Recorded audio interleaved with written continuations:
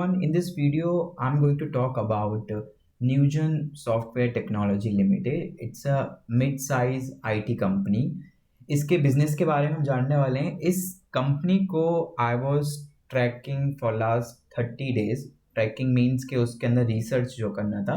तो लास्ट 30 दिन से मैं रिसर्च कर रहा हूँ. मैंने इसकी एनुअल अर्निंग्स, मैंने इसकी earning calls, annual reports, research reports and खुद का एक valuation model, financial model, relative valuation model, वो सारी चीज़ें करके आपके सामने मैं ये प्रेजेंट करने वाला हूँ आज.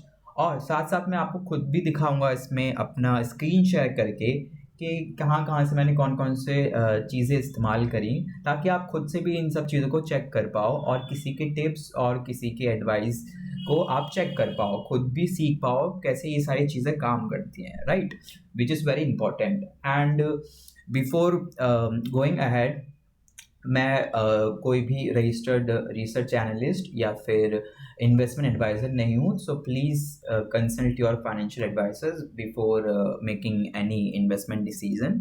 सो let's see this business step by step. तो सबसे पहले स्क्रीनर पे आके देखते हैं कंपनी के बारे में. लेट्स सी कंपनी का एक छोटा सा ओवरव्यू लेते हैं कि कंपनी करती क्या है एंड कंपनी का बैलेंस शीट कैसा है, कंपनी का इनकम स्टेटमेंट कैसा है और कैसे कंपनी ग्रो किया है अभी तक लास्ट 5-10 ईयर्स में. ओके, सो सबसे पहले इसमें हम ऊपर आते हैं. कंपनी का मार्केट कैप अगर आप देखोगे तो मार्केट कैप कंपनी का है अभी around 14,000 crore. Okay, so it's a mid size company IT sector में. और अगर इसका आप पेयर वाइज देखते हो तो ये कंपनी मार्केट कैप के according computer software and consulting के फील्ड में कंपैरिजन अगर हम करते हैं तो ये 15th नंबर पे आती है कंपनी. 15वें नंबर पे कंपनी आती है अगर आप इसका पेयर कंपैरिजन करते हो बाय मार्केट कैप. ओके, तो ये कंपनी का एक आप रिलेटिवली देख सकते हो कि 15वें नंबर की कंपनी है as compare to other player in the market. Okay, so वो चीज़ें हैं. इसमें थोड़ा सा इसका ओवरव्यू लेते हैं कि सबसे पहला क्वेश्चन क्या आता है कि कंपनी का बिजनेस क्या है. किसी भी कंपनी में इन्वेस्ट करने से पहले सबसे पहले हमें जानना चाहिए कि कंपनी का एक्चुअल बिजनेस क्या है, कंपनी पैसा कैसे कमाती है, कंपनी के जो बिजनेस है उसके ड्राइवर्स क्या क्या हैं, ग्रोथ ड्राइवर्स क्या हैं कंपनी के, लाइक क्या क्या चीज़ें ऐसी हैं जो अगर कंपनी करती है उसकी ग्रोथ बढ़ती है, कौन कौन से चैलेंजेस कंपनी में हैं अभी, राइट. तो वो सारी चीज़ें हम इसमें देखने वाले हैं, राइट. तो सबसे पहले कंपनी का अभी हम इन्वेस्टमेंट प्रेजेंटेशन खोलते हैं. अभी लास्ट वीक ही इसका Q2 का रिजल्ट आया है. Q2 FY26 का कंपनी ने अपना रिजल्ट डिक्लेयर किया, क्वार्टरली रिपोर्ट्स. उसको भी हम डीप में देखने वाले हैं कि कंपनी में ऐसा क्या हुआ कि कंपनी का शेयर रिजल्ट आने के बाद अराउंड 11-12% एक दिन में कंपनी ने अपना शेयर में तेज़ी दिखाई है, राइट. तो कंपनी का पहले बिजनेस देखते हैं, उसके बाद हम इसके फाइनेंशियल्स देखेंगे. So let's open the presentation report of the company, recent presentation report, right. So company का हम देखते हैं सबसे पहले बिजनेस. आप कंपनी का ये इन्वेस्टमेंट प्रेजेंटेशन रिपोर्ट खोलोगे आपको फर्स्ट दिखेगा कंपनी के बारे में. अगर ये जैसे ये पेज जो कंपनी दिखा है, company it's a very reputed company in terms of research, in terms of services, right. तो कंपनी को बहुत सारे पेटेंट्स मिले हुए हैं. कंपनी के पास अभी अराउंड 55 से ज़्यादा पेटेंट हैं, जिसमें से 10 अभी पेंडिंग है, करेक्ट. और अगर आप इसमें ही देखते हो कि कंपनी को 33 ईयर्स हो चुके हैं इस बिजनेस में, आईटी बिजनेस में, और कंपनी के पास टोटल 4,600 टोटल स्टाफ है कंपनी का. और कंपनी का अगर आप देखते हो कंपनी के जो क्लाइंट्स हैं जिनका बिल 5 करोड़ से ज़्यादा का है, जिनसे 5 करोड़ से ज़्यादा की बिलिंग है, वो अभी 87 है कंपनी के, राइट. और कंपनी ये जो एक रिसर्च ऑर्गेनाइजेशन है, काफ़ी रेप्यूटेड, गार्टनर एंड फॉरेस्टर, ये कंपनी है कि इसको रिकग्नाइज करती है by, like consistently recognise by this company, like उसका वर्क प्लेस कैसा है वो सब चीज़ें कंपनी रिकग्नाइज करती है, जो रिसर्च कंपनी है गार्टनर. ओके, सो ये कंपनी का एक FY25 का ओवरऑल स्नैपशॉट है, ठीक है.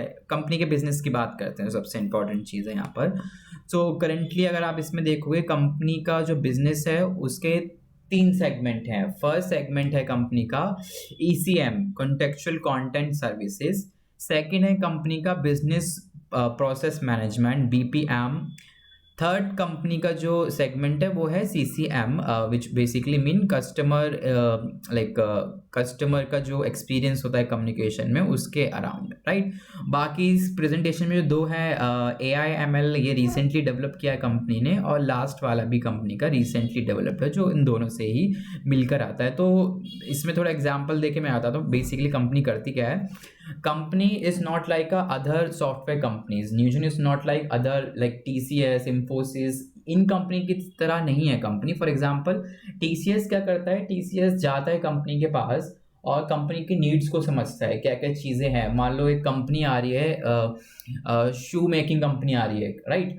तो वो कंपनी TCS के पास जाएगी, TCS उसका पूरा बिजनेस समझेगी एंड देन उस पूरे बिजनेस को ऑटोमेट करके देगा TCS, राइट। उनका वेबसाइट, उनका जो भी प्रोडक्शन है, वो सारी चीज़ें समझ के, उन सारी चीज़ों को एनालाइज करके देन TCS अपना सॉफ्टवेयर उनके लाइक नीड के हिसाब से टेलर करके देगा, राइट। तो उसमें बहुत ज़्यादा टाइम भी लगता है एंड उसमें बहुत ज़्यादा ऑटोमेशन, बहुत ज़्यादा स्किल्स भी चाहिए होते हैं उस लेवल पे, ठीक है। और टाइम लगता है, और या टाइम लगता है, वो सारी चीज़ें लगती हैं। तो उसमें जो ऑर्डर बुक होता है वो भी बहुत ज़्यादा बड़ा बड़ा मिलता है कंपनी को, like $50 million, $100 million, even $500 million. तो ऐसा कंपनी को ऑर्डर्स मिलते हैं, TCS, Infosys, विप्रो। बट न्यूजन को आपको समझना पड़ेगा, क्योंकि न्यूजन इट्स अ डिफरेंट कंपनी। न्यूजन क्या करता है, न्यूजन अब रिसर्च करता है एंड टाइम जैसे चल रहा है एक सेक्टर पकड़ता है एंड देन उसके बाद उसका प्रोडक्ट बनाता है।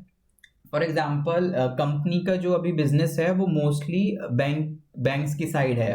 कंपनी का I would say 70% business bank से आता है, मतलब कंपनी बैंक्स को सॉफ्टवेयर बेचता है। तो आप देखोगे अगर बैंक्स के पास कंपनी जा रहा है तो मोस्टली बैंक्स को क्या चाहिए होता है, बैंक्स को चाहिए कि उनके पास जो कस्टमर्स आ रहे हैं वो उनका क्रेडिट चेक तेजी से कर पाएँ, वो चेक कर पाएँ उनके पेमेंट्स, वो एनालाइज कर पाएँ उसकी क्रेडिट क्वालिटी क्या होगी।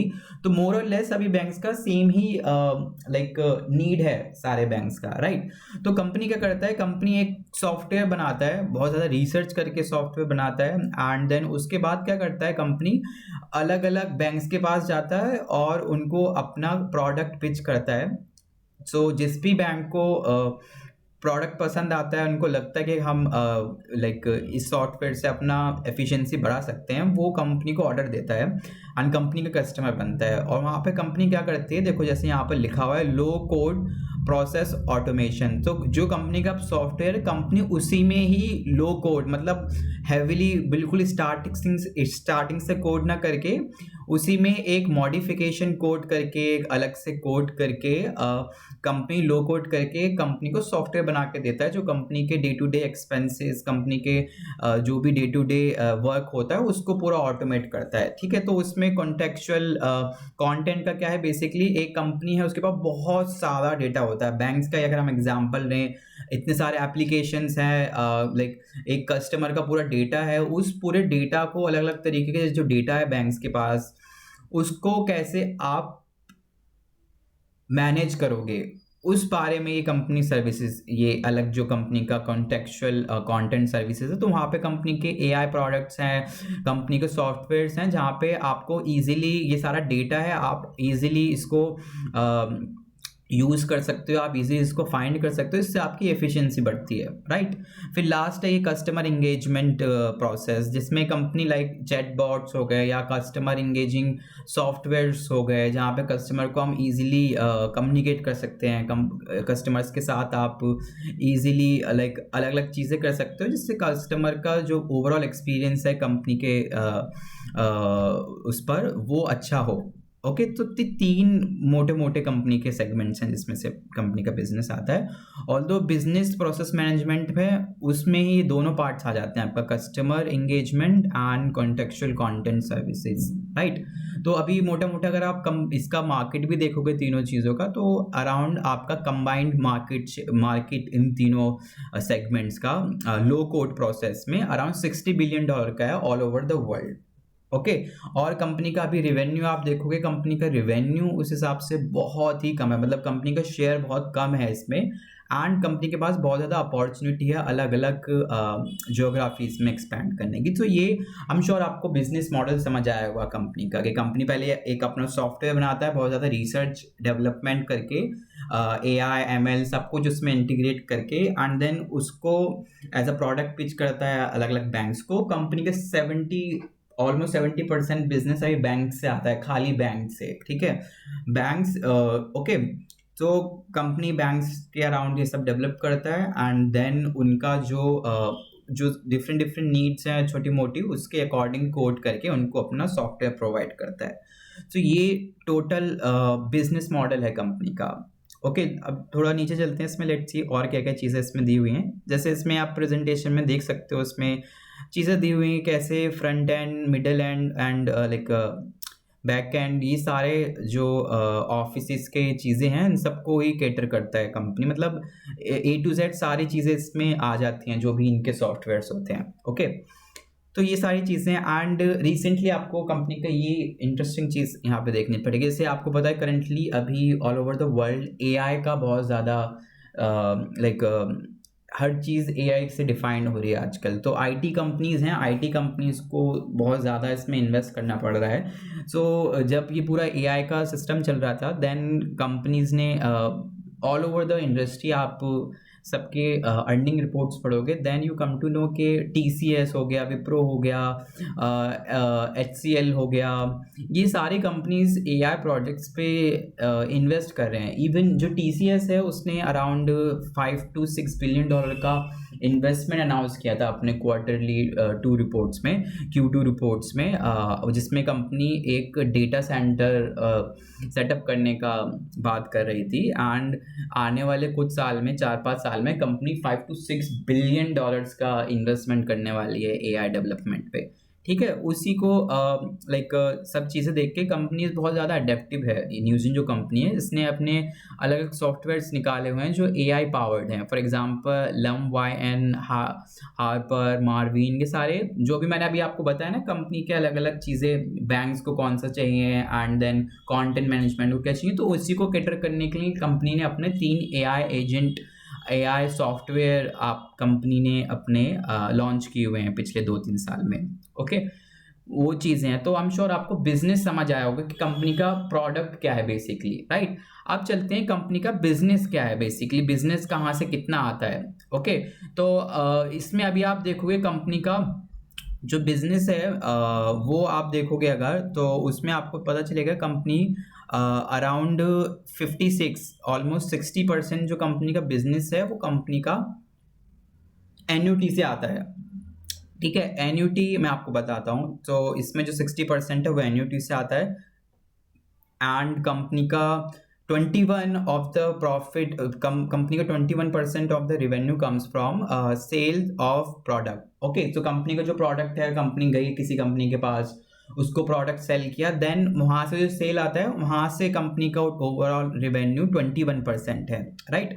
सेल ऑफ सर्विसेज, यहाँ जहाँ पर प्रोडक्ट भेजा वहाँ पर लाइक वहाँ से पैसे जो है वो आ गए सेल ऑफ प्रोडक्ट्स में। सेल ऑफ सर्विसेज में लाइक कंपनी ने अपना एक सब्सक्रिप्शन दे दिया कि मैं आपको आप हमारा सॉफ्टवेयर यूज़ कर सकते हो, उसके चलते आपको हमारी सर्विसेज जो आप ले रहे हो वो आप उसको आप दे लाइक जो भी सर्विसेज होंगी आप उसके लिए पे करोगे हमें, ठीक है। तो ये 3 कंपनी के अभी रेवेन्यू स्प्लिट है अगर आप बिजनेस वाइज देखते हो। अभी मैं इसमें आपको ये जो एन्युटी रेवेन्यू है ना, इसके बारे में बताता हूँ बेसिकली वो क्या है।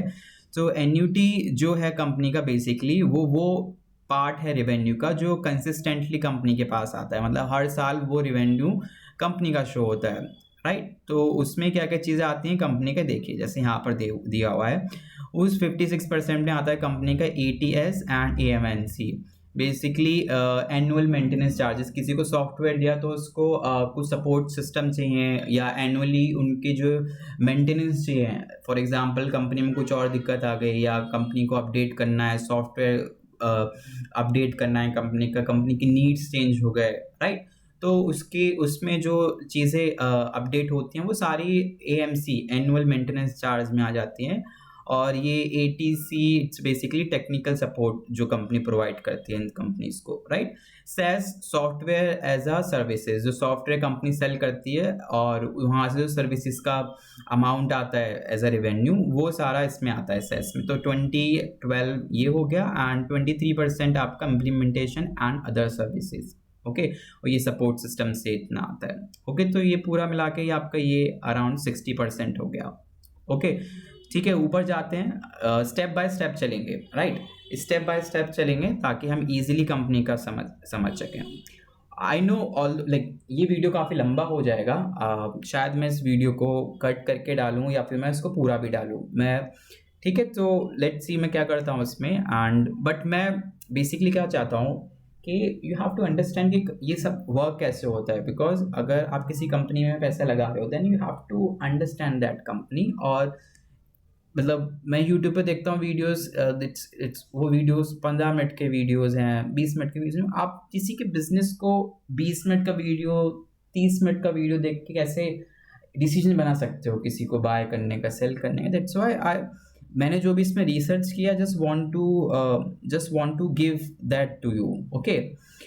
स्टॉक खरीदना है नहीं खरीदना है, मुझे उस पर कुछ भी बात नहीं करनी है। आप बेसिकली उस पर मैं जस्ट आपको दिखाना चाहता हूँ कि आप ये सब चीज़ें खुद से कैसे कर सकते हो, आप खुद से कैसे रिसर्च कर सकते हो। It's not a rocket science, okay. आप सब भी ये सब चीज़ें इजीली सीख सकते हो, just need some curiosity, right. थोड़ा time and curiosity, I know ठीक है। तो वो सारी चीज़ें हैं, ओके। तो ये कंपनी का हमने यहाँ पर रिवेन्यू समझ लिया कि एन्यूटी से 56, 21 आपका सेल ऑफ प्रोडक्ट से, 23 आपका सेल ऑफ सर्विसेज से आता है, ठीक है। उसके नीचे जैसे मैंने आप बताया कि 71% कंपनी का जो बिजनेस है वो बैंकिंग एंड फाइनेंशियल सर्विसेज से आता है, ये वाला पार्ट। एंड 14% आपका इंश्योरेंस एंड हेल्थ केयर से आता है, 7% आपका गवर्नमेंट के जो भी प्रोजेक्ट्स होते हैं वहाँ से आता है, एंड 8% कंपनी का अदर्स, जो भी मिसलिनियस छोटी मोटी इंडस्ट्रीज हैं वहाँ से, ओके। मेजर पार्ट आपका बैंकिंग है और कंपनी का फोकस भी बैंकिंग पर ही है, राइट। रिसेंटली अपने जो कॉन कॉल से उसमें उन्होंने बताया कि इंश्योरेंस वाले सेगमेंट में भी वो काफ़ी कुछ देख रहे हैं और उसको भी वो अलग से ग्रो करना चाहते हैं, ठीक है। तो इनका फिर वो पूरा बैंकिंग BFSI हो जाएगा, banking financial services and insurance, ठीक है। तो वो पूरा पार्ट हो जाएगा, बट यस थोड़ा थोड़ा ग्रो कर रहा है इंश्योरेंस बिजनेस, पर इतना ज़्यादा ट्रैक्शन नहीं है उसमें। हेल्थ केयर भी it's good in USA, like see नीचे देखते हैं उसका ज्योग्राफिकल डाइवर्सिफिकेशन क्या है कंपनी का। तो कंपनी का 32% of the business comes from middle east and European markets, 32%, ठीक है। उसमें अफ्रीका भी है, तो वहाँ से ये 4 एरिया से कंपनी का 32% आता है। इंडिया अलोन कंपनी का 31% कंसिस्ट करता है। करेंटली कंपनी का USA से बिजनेस आता है 21%। तो and APAC Asia specific countries जैसे सिंगापुर हो गया, कोरिया हो गया, वहाँ से कंपनी का अराउंड 16% रेवेन्यू आता है, ओके। तो ये 4 ज्योग्राफीज हैं कंपनी के बड़े बड़े एरिया जहाँ से बिजनेस आता है, इसमें से इंडिया 31 है। तो it's a very interesting thing, मैं आपको शायद और भी कंपनीज के दिखाऊंगा। तो ये जो रिवेन्यू स्प्लिट है ये अपने आप में काफ़ी यूनिक चीज़ है कंपनी की। क्यों? आप US वाला पार्ट देखो, ये कंपनी 15वें नंबर पर आती है। अगर आप इसको कंपनी को देखते हो 15वें नंबर पे आती है कंपनी, एंड ऊपर जो 14 कंपनी है, कंपनी के जो लाइक न्यूजन से ऊपर जो 14 कंपनी IT सेक्टर में आते हैं, उन सबका आप रिवेन्यू स्प्लिट देखोगे 1 by 1, आपको दिखेगा उसमें से किसी भी कंपनी का रिवेन्यू में 50-60% से कम USA का पार्ट नहीं है। मतलब 60% of the revenue in the IT sector, जो 80% 90% IT सेक्टर कंसिस्ट करते हैं, उनका 50-60% रेवेन्यू US की इकोनॉमी से ही आता है, बाकी यूरोपियन मार्केट से आता है, ठीक है। इंडिया में किसी का इतना शेयर नहीं है ऊपर, ठीक है। इतना बड़ा बिजनेस कोई इंडिया में नहीं करता है, ओके। तो सबका मोटा मोटा बिजनेस आता है US एंड यूरोपियन मार्केट से। आप कह सकते हो 70%, इजीली 70% सबका वहीं से आता है। किसी का 50 है, किसी का 55 है, किसी का यूरोप से थोड़ा सा ज़्यादा है। बट नॉर्मल जो कंपनीज हैं बैंकिंग एंड फाइनेंशियल सेक्टर में, इस IT सेक्टर में, उन सभी का बिजनेस का मोर और लेस वही स्प्लिट आपको देखने को मिलेगा, राइट। तो वो आपको देखने को मिलेगा। ये काफ़ी यूनिक चीज़ है। और जो ये पूरा सेगमेंट है इसके बारे में मैं बात करूँगा वन बाय वन कंट्री का, कि कैसे कंपनी का बिजनेस वहाँ ग्रो हो रहा है, और हम कॉन कॉल्स भी देखेंगे कंपनी का कि कैसे ये सारी चीज़ें कंपनी ग्रो हो रही हैं। ओके, तो ये कंपनी के हमने ओवरव्यू ले लिया। कंपनी का प्रोडक्ट क्या है, बेसिकली कंपनी का अभी रेवेन्यू स्प्लिट क्या है, कंपनी कहाँ कहाँ बिजनेस करती है, किस किस सेक्टर में कंपनी बिजनेस करती है, कंपैरेटिवली कंपनी का जो रेवेन्यू स्प्लिट है बाय ज्योग्राफी वो कैसे यूनिक है।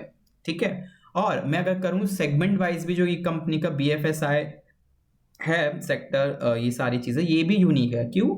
क्योंकि आप अगर IT सेक्टर को उठाओगे, मैं आपको एक्चुअली दिखाता हूँ ये चीज़। Let's see, I have a full report on this, क्योंकि मैं इस पूरे सेक्टर के बारे में काफ़ी डिटेल्स में पढ़ रहा हूँ। तो मैंने सबके लाइक अर्निंग रिपोर्ट्स ये सारे करके एक PDF टाइप वर्ड का बना लिया है। देखो, जैसे फॉर एग्जांपल अगर मैं TCS की बात करूँ, सो TCS का देखो, नॉर्थ अमेरिका से TCS का अराउंड 50% से ज़्यादा रेवेन्यू आता है। और ये जो फिगर्स हैं ये करंट जो अभी लेटेस्ट क्वार्टर है उसके अकॉर्डिंग है। तो 50% से ज़्यादा को TCS का नॉर्थ अमेरिका से आता है, और फाइनेंशियल सर्विसेज जिसमें न्यूजन जिस सेक्टर को सर्विस देता है उससे 20% आता है। वहीं आप HCL का देखोगे, HCL का 60% से ज़्यादा नॉर्थ अमेरिका से आता है, बाकी 20% आपका फाइनेंशियल सर्विसेज से आता है। और सेम चीज़ विप्रो में भी देखोगे, 60% से ज़्यादा नॉर्थ अमेरिका एंड 40% आपका बैंकिंग एंड फाइनेंशियल सर्विसेज से। सेम चीज़ LTI माइंट्री का देखोगे आप, same trend, 75% from North America and 37% from BFSI।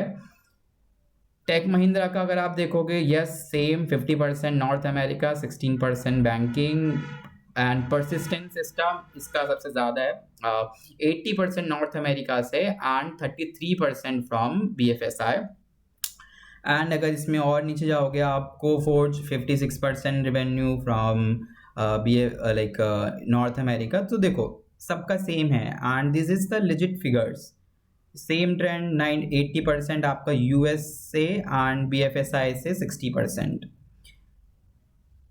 Tata Alexei थोड़ा सा डिफरेंट है इसका, देखो जैसे इसमें यूरोपियन यूनियन से आ रहा है और 30% इसका से आ रहा है, बट ये company it's a little bit different company. ये auto parts like automobile sector में ज़्यादा है, क्योंकि कंपनी का 50 to 60% रेवेन्यू जो ऑटोमोबाइल सेक्टर में टेक्नोलॉजी होती है, सॉफ्टवेयर यूज़ होते हैं, उसमें जो बिजनेस शेयर है IT सेक्टर का वहाँ से कंपनी का आता है। ठीक है, तो उसको हम कंपेयर डायरेक्टली नहीं कर सकते। KPIT सेम चीज़, ये भी डिफरेंट है, ये भी ऑटोमोबाइल सेक्टर में है, BFSI सेक्टर में बिल्कुल भी नहीं है कंपनी। ओके ओके, तो the point is clear. Basically जो मैं आपको बताना चाह रहा था कि यूनिकनेस आपको ये देखने को मिलेगी जब आप बाकी सारे जो प्लेयर्स हैं उसको स्टडी करोगे IT सेक्टर में। आप स्टैंडअलोन अगर आप इसको देखते हैं, आपको कुछ भी नहीं पता चलता कंपनी के बारे में, but what I did, I just read all of these reports and then I understand कि कंपनी में यूनिक चीज़ क्या है and why company is trading at 42 का PE, जहाँ पे TCS जो है वो 20-25 के PE पे ट्रेड कर रहा है।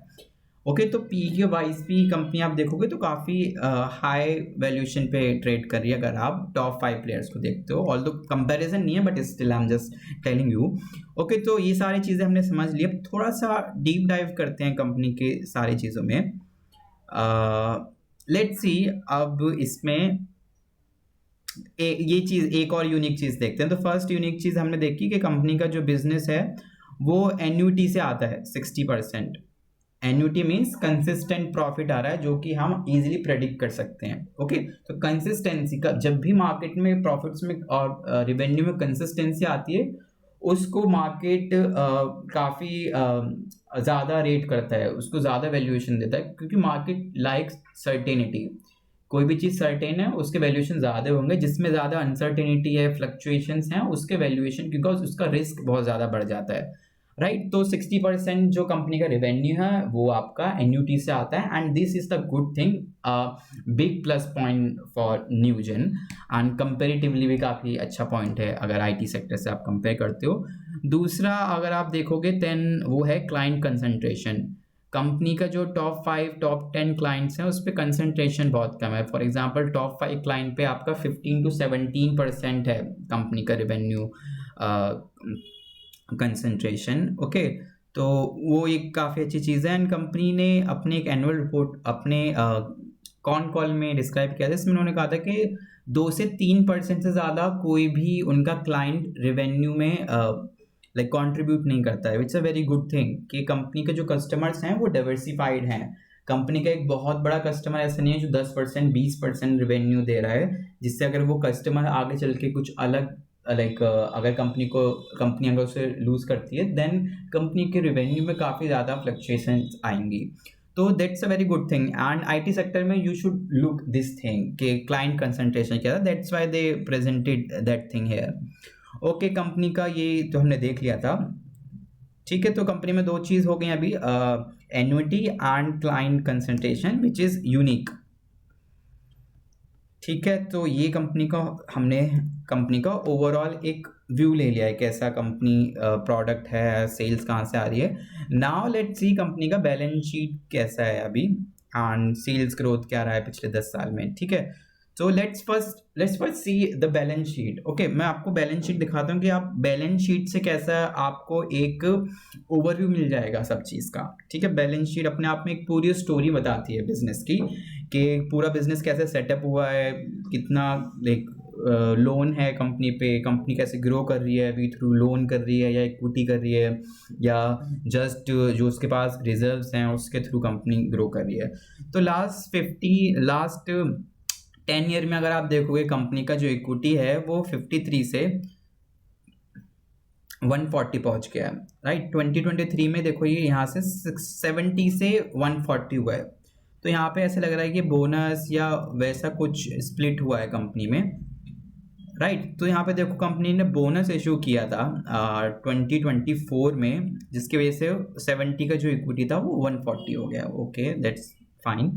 रिजर्व्स कंपनी के आप देखोगे पिछले 10 साल में 140 से 148 से 152 हो गए हैं, मतलब रिजर्व जो है वो 10 गुना हो गए हैं कंपनी के। कंपनी का बोरोइंग देखोगे, रिजर्व 10 गुना हुए हैं बट बोरोइंग ऑलमोस्ट सेम ही रहा है कंपनी का बोरोइंग अगर आप देखोगे। सॉरी, कंपनी का अगर आप बोरोइंग देखोगे तो मोर और लेस सेम रहा है, जिसका मतलब है कंपनी का डेट टू इक्विटी रेशियो बहुत ज़्यादा कम होगा इन 10 सालों में, बहुत ड्रास्टिकली चेंज होगा। यहाँ पे 55 एंड ये रिजर्व आप पूरा लगाओगे तो यहाँ पे एक हाई है अराउंड 25% ये मुझे दिख रहा है यहाँ पर अगर आप देखोगे। एंड अभी इट्स नेग्लिजिबल अराउंड लाइक 10% और सो आई थिंक। ठीक है, तो अभी कंपनी का बट इसमें आपको एक ट्रेंड देखना पड़ेगा कि borrowing is not the problem in IT sector because it's a asset light model. यहाँ पे बेसिकली जो कंपनी के एम्प्लॉयज़ हैं वही एक्चुअली एसेट होते हैं कंपनी के लिए, बट एम्प्लॉयज़ को हम बैलेंस शीट में नहीं दिखाते हैं, डेट्स वाई कंपनी का बैलेंस शीट इतना ज़्यादा लाइट दिखता है। ओके, उसके अलग चीज़ें हैं। Basically borrowing is not a like big issue for IT sector. सब में आपको क्लोज टू 0% ही बोरोइंग दिखेगा, तो it's not a big thing. ठीक है, फॉर एग्जांपल अगर आप देखोगे अभी TCS 0.1, Infosys 0.08, HCL 0.1, Newgen 0.03, it's 3%, Persistent 0.06, तो that it's not a big thing for IT sector. Okay, तो डेट कंपनी का नहीं बढ़ा है, still a good thing. And other liabilities देखते हैं कंपनीज के। अदर लाइबिलिटीज़ में ट्रेड पेएबल एज सच कोई इसमें मूवमेंट नहीं दिखा है। अदर लाइबिलिटीज़ में okay mostly stable last 3 years में, लास्ट 2 साल में अभी स्टेबल हो गया है सितंबर का अगर आप डेटा देखेंगे। ठीक है, एज सच कुछ इसमें भी आपको अनयूजुअल नहीं दिख रहा है। फिक्स्ड एसेट देखते हैं कंपनीज के। फिक्स्ड एसेट अगर आप कंपनी के देखोगे उसमें कंपनी के जो लैंड है, बिल्डिंग है, लैंड अराउंड अच्छा खासा ग्रो हुआ है इसमें 15x if I am not wrong. And equipments okay, vehicle company के 2 लाख से 8 lakh. Okay, that's a good thing. Means company के फिक्स्ड एसेट्स भी काफ़ी अच्छे से ग्रो हुए हैं, तो कंपनी ने फिक्स्ड एसेट्स में भी ठीक ठाक अमाउंट किया है। तो ये फिक्स्ड एसेट्स भी अगर आप देखते हो एक्यूमुलेटेड टर्म्स में, वो भी कंपनी के 10 गुना हुए हैं। तो कंपनी का प्रॉफिट 10 गुना हुआ है, फिक्स्ड एसेट 10 गुना हुए हैं। ठीक है, ये ज़ीरो है, it's not a work in progress. Okay, investment. So IT company में this is a very good thing. Company में कैश बहुत ज़्यादा होता है, तो कंपनी क्या करते हैं, जो भी उनके पास कैश आता है उसको इन्वेस्ट कर देते हैं म्यूचुअल फंड्स में, लिक्विड फंड्स में, राइट। तो उन सब चीज़ों में इन्वेस्ट करते हैं उस इन्वेस्टमेंट्स को, तो उससे उनकी अदर इनकम भी आती है, जो हम अभी इनकम स्टेटमेंट में देखेंगे। और साथ ही साथ इसमें वो इन्वेस्टमेंट भी करते हैं। तो कंपनीज का अगर आप लिक्विडिटी देखनी है तो उनके इन्वेस्टमेंट एंड कैश इक्विवेलेंट दोनों को आप देखते हो। तो आप अगर इसमें देखोगे कंपनी का इन्वेस्टमेंट अभी के हिसाब से जो सितंबर 2025 है, वो भी काफ़ी अच्छे से ग्रो हुए हैं, 60 से अराउंड 600 के करीब है, मतलब 10 गुना हो गए हैं 10 साल में। एंड कंपनी का जो कैश एंड कैश इक्विवेलेंट है वो भी बहुत ड्रास्टिकली चेंज हुए हैं। ओके, एंड कंबाइंड अगर आप ये फिगर देखते हो तो ये 600 और 400 अगर मैं लगा लूँ उसको राउंड फिगर में, तो इट वुड बी 1000, मतलब मीन्स जो पूरी बैलेंस शीट है उसका 50% कंपनी के पास कैश और इन्वेस्टमेंट में है, which is a very good thing, right. And IT sector में अगर आप देखोगे ये फिगर 30-40% रहता है, बट कंपनी का काफ़ी अच्छे लाइक अभी के हिसाब से काफ़ी अच्छा दिख रहा है, ये एवरेज से थोड़ा सा ज़्यादा है। ठीक है, कंपनी में रिसेंटली ये थोड़ा सा प्रॉब्लम हुआ था, इनके ट्रेड रिसीवेबल काफ़ी तेज़ी से बढ़े थे। अब इसका क्या मतलब है, ट्रेड रिसीवेबल्स, जो कंपनी के क्लाइंट्स हैं वो कंपनी के लाइक पेमेंट टाइम पर नहीं कर रहे हैं। ओके, तो उसमें आप देखोगे कंपनी के जो ट्रेड रिसीवेबल्स हैं ओवर 6 मंथ्स वो काफ़ी बढ़ गए थे रिसेंटली, राइट। बट एक अभी जो मुझे रिसेंटली दिख रहा है और मैंने अर्निंग्स में भी देखा, तो वहाँ पर वो बता रहे हैं कि वो इम्प्रूवमेंट वाले कंडीशन पर है, मतलब इम्प्रूव हो रहे हैं जो कंपनी के रिसीवेबल्स हैं।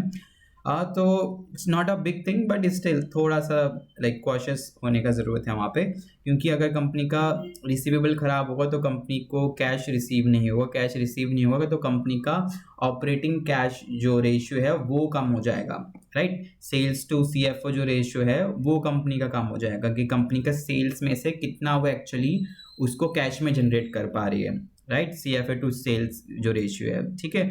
और ये सारी चीज़ें आपको नंबर्स में देखने को मिलेंगी। ये पूरी स्टोरी, बैलेंस शीट जो है वो कंपनी का पूरा स्टोरी बताता है।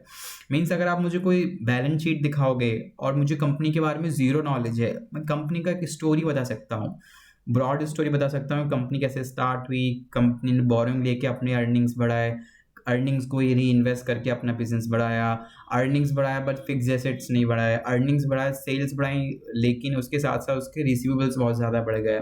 दैट मीन्स कंपनी अपना जो प्रोडक्ट है वो sales like sales credit sales पर ज़्यादा बेच रहे हैं और वहाँ से वो कैश को रिकवर नहीं कर पा रहे हैं, राइट। तो ये सारी चीज़ें बताता है हमें ये चीज़ें। तो रिसीवेबल्स भी कंपनी का डिसेंट ही दिख रहा है मुझे अभी।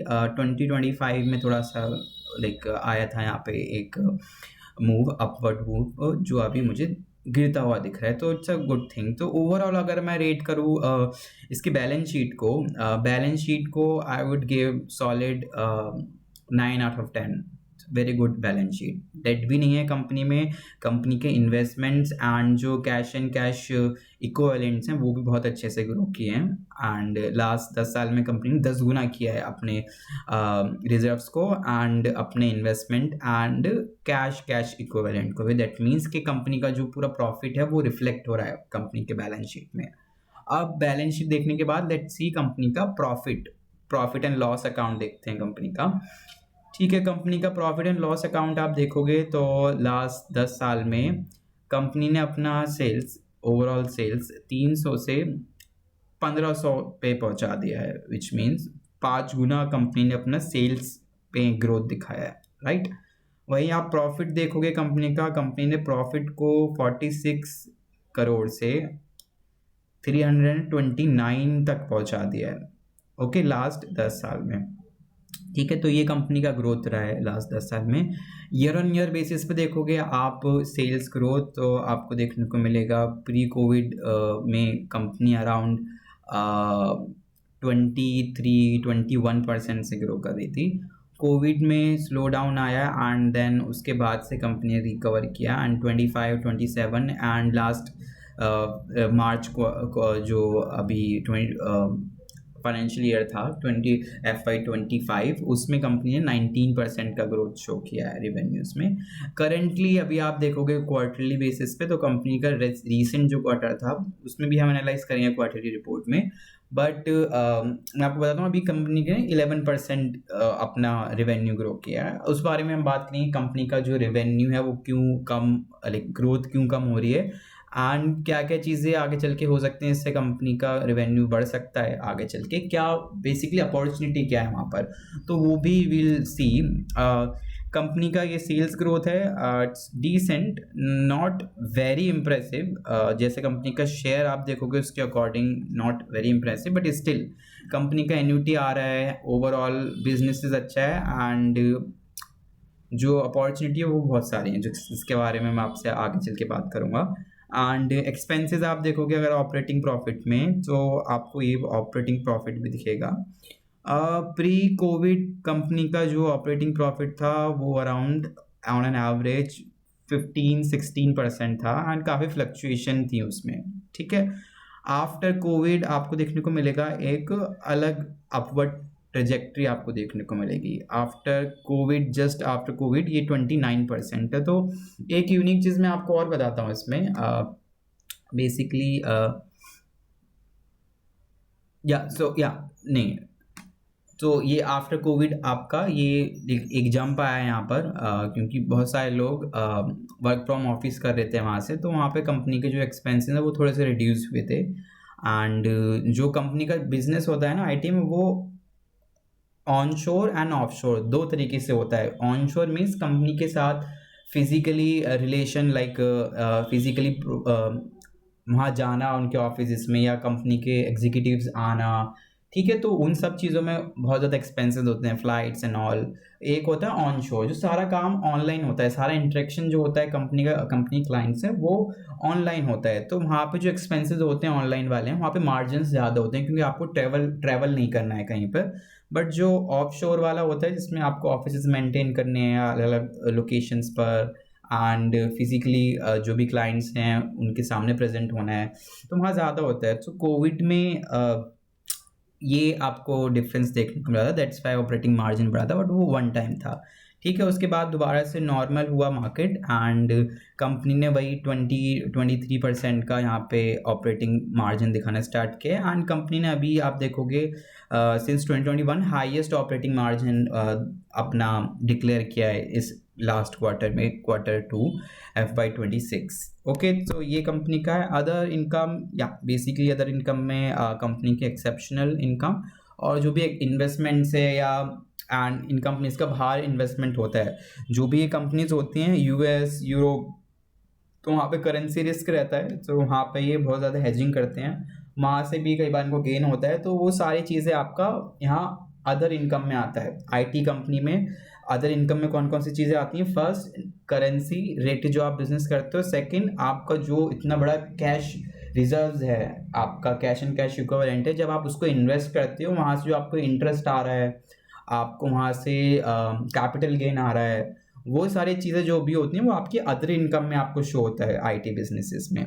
ओके, तो वो है कंपनी का। एंड आप यहाँ पर देखोगे कंपनी का प्रॉफिट बिफोर टैक्स वो भी काफ़ी अच्छे से ग्रो किया है। ऑन एन एवरेज कंपनी का प्रॉफिट जो ग्रोथ रही है वो 20% मार्जिन पे रहा है कंपनी का हिस्टोरिकली। ओके, कंपनी का अगर आप टैक्सेशन देखोगे, it's a very interesting thing कि कंपनी का इसमें टैक्स अभी 17 दिख रहा था, राइट। बट अभी रिसेंटली 2025 से कंपनी के जो बेनिफिट्स थे टैक्सेशन के वो ख़त्म हो गए हैं एंड अब कंपनी प्रेडिक्ट कर रही है कि उनका जो टैक्सेशन है वो 23 पर रहेगा। जो पहले 17-19 था वो अब 23 उनका टैक्सेशन रहेगा, टैक्स रेट रहेगा। तो वो एक काफ़ी अलग चीज़ है इसमें। Company historically 20-25% dividend pay out करती है अपने प्रॉफिट्स का, ठीक है। तो ये है कंपनी का इनकम स्टेटमेंट। इसके बाद चलते हैं कंपनी के कैश फ्लो स्टेटमेंट पर।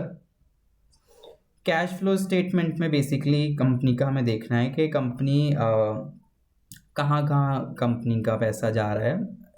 फर्स्ट वही मैंने जो बताया, रिसीवेबल्स में ज़्यादा पैसा फंसता है आईटी कंपनीज का, क्योंकि एज सच कोई आपका कोई रॉ मटेरियल वो सब चीज़ें नहीं रखनी है। आपका क्लाइंट है, आपका क्लाइंट आपका जो पेमेंट है वो टाइम पे नहीं कर रहा है एंड वहाँ पे कोई इशू आ रहा है, देन वही आपका रिसीवेबल्स में फंसता है पैसा। ओके, तो वहाँ पर ही आपका ऑपरेटिंग प्रॉफिट कम होता है, यहाँ like cash flow from operating profit. उसके बाद पेबल्स हैं एंड ये आपका टैक्सेशन। ओके, एंड ओवरऑल देखते हैं कि कंपनी कितना इन्वेस्ट कर रही है। तो ये देखो आप, इन्वेस्टमेंट परचेजेस हर साल कंपनी ने अपने प्रॉफिट का किया है, ठीक है, और इन्वेस्टमेंट नीचे सोल्ड भी किए हैं। उसका नेट नेट देख लो आप, 100 करोड़ का कुछ अभी है कंपनी का, जो कंपनी इन्वेस्ट कर रही है, मतलब अपने जो भी कैश जनरेट करी है कंपनी। जैसे फॉर एग्जांपल इसमें कंपनी ने कैश जनरेट किया 200 करोड़ का, ठीक है। उस 200 करोड़ में से कंपनी ने 100 करोड़ तो अपना इन्वेस्ट कर दिया मार्केट में, 100 करोड़ अपने कैश रिजर्व्स में रख दिए फॉर फ्यूचर इन्वेस्टमेंट, ठीक है। उसमें से ये 14 करोड़ 23 करोड़ फिक्स्ड एसेट्स में इन्वेस्ट कर दिया। बाकी देखो ये इंटरेस्ट कंपनी का जो इन्वेस्टमेंट है उस पर आता है, वो है कंपनी का। एज सच कोई अलग चीज़ दिख रही है इसमें मुझे, शेयर्स प्रोसीडिंग, बोरोइंग से पैसा उठाया कंपनी ने लास्ट साल 5 साल में नहीं, रीपेमेंट किया है, डिविडेंड्स पे किए हैं। Okay, that's good. ओके, तो एज सच इसमें कुछ इसमें कुछ रेड फ्लैग नहीं है। इस जस्ट के नेट कैश फ्लो जो है वो कंपनी का वो अब अगर आप देखोगे तो वो आपको इनकंसिस्टेंट दिखेगा, थोड़ा इनकंसिस्टेंट दिखेगा। That's just because of the investments that's going on in the company. Okay, it's not because company ने लाइक कंपनी का बिजनेस काफ़ी अनस्टेबल है।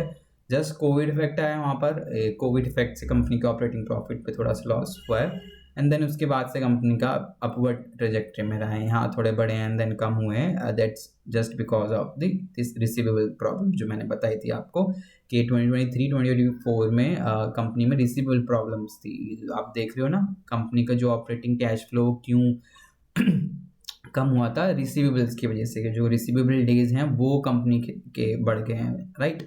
तो वहाँ पे कंपनी पर थोड़ा सा, मैंने जो आपको बैलेंस शीट देखते ही बताया था, ऑपरेटिंग कैश फ्लो भी कंपनी का उसी वजह से थोड़ा सा डाउन हुआ है, ठीक है। अब चलते हैं, ये रेशियोज इसमें दिए हुए हैं, ROCE percentage, okay, capital days, that's good,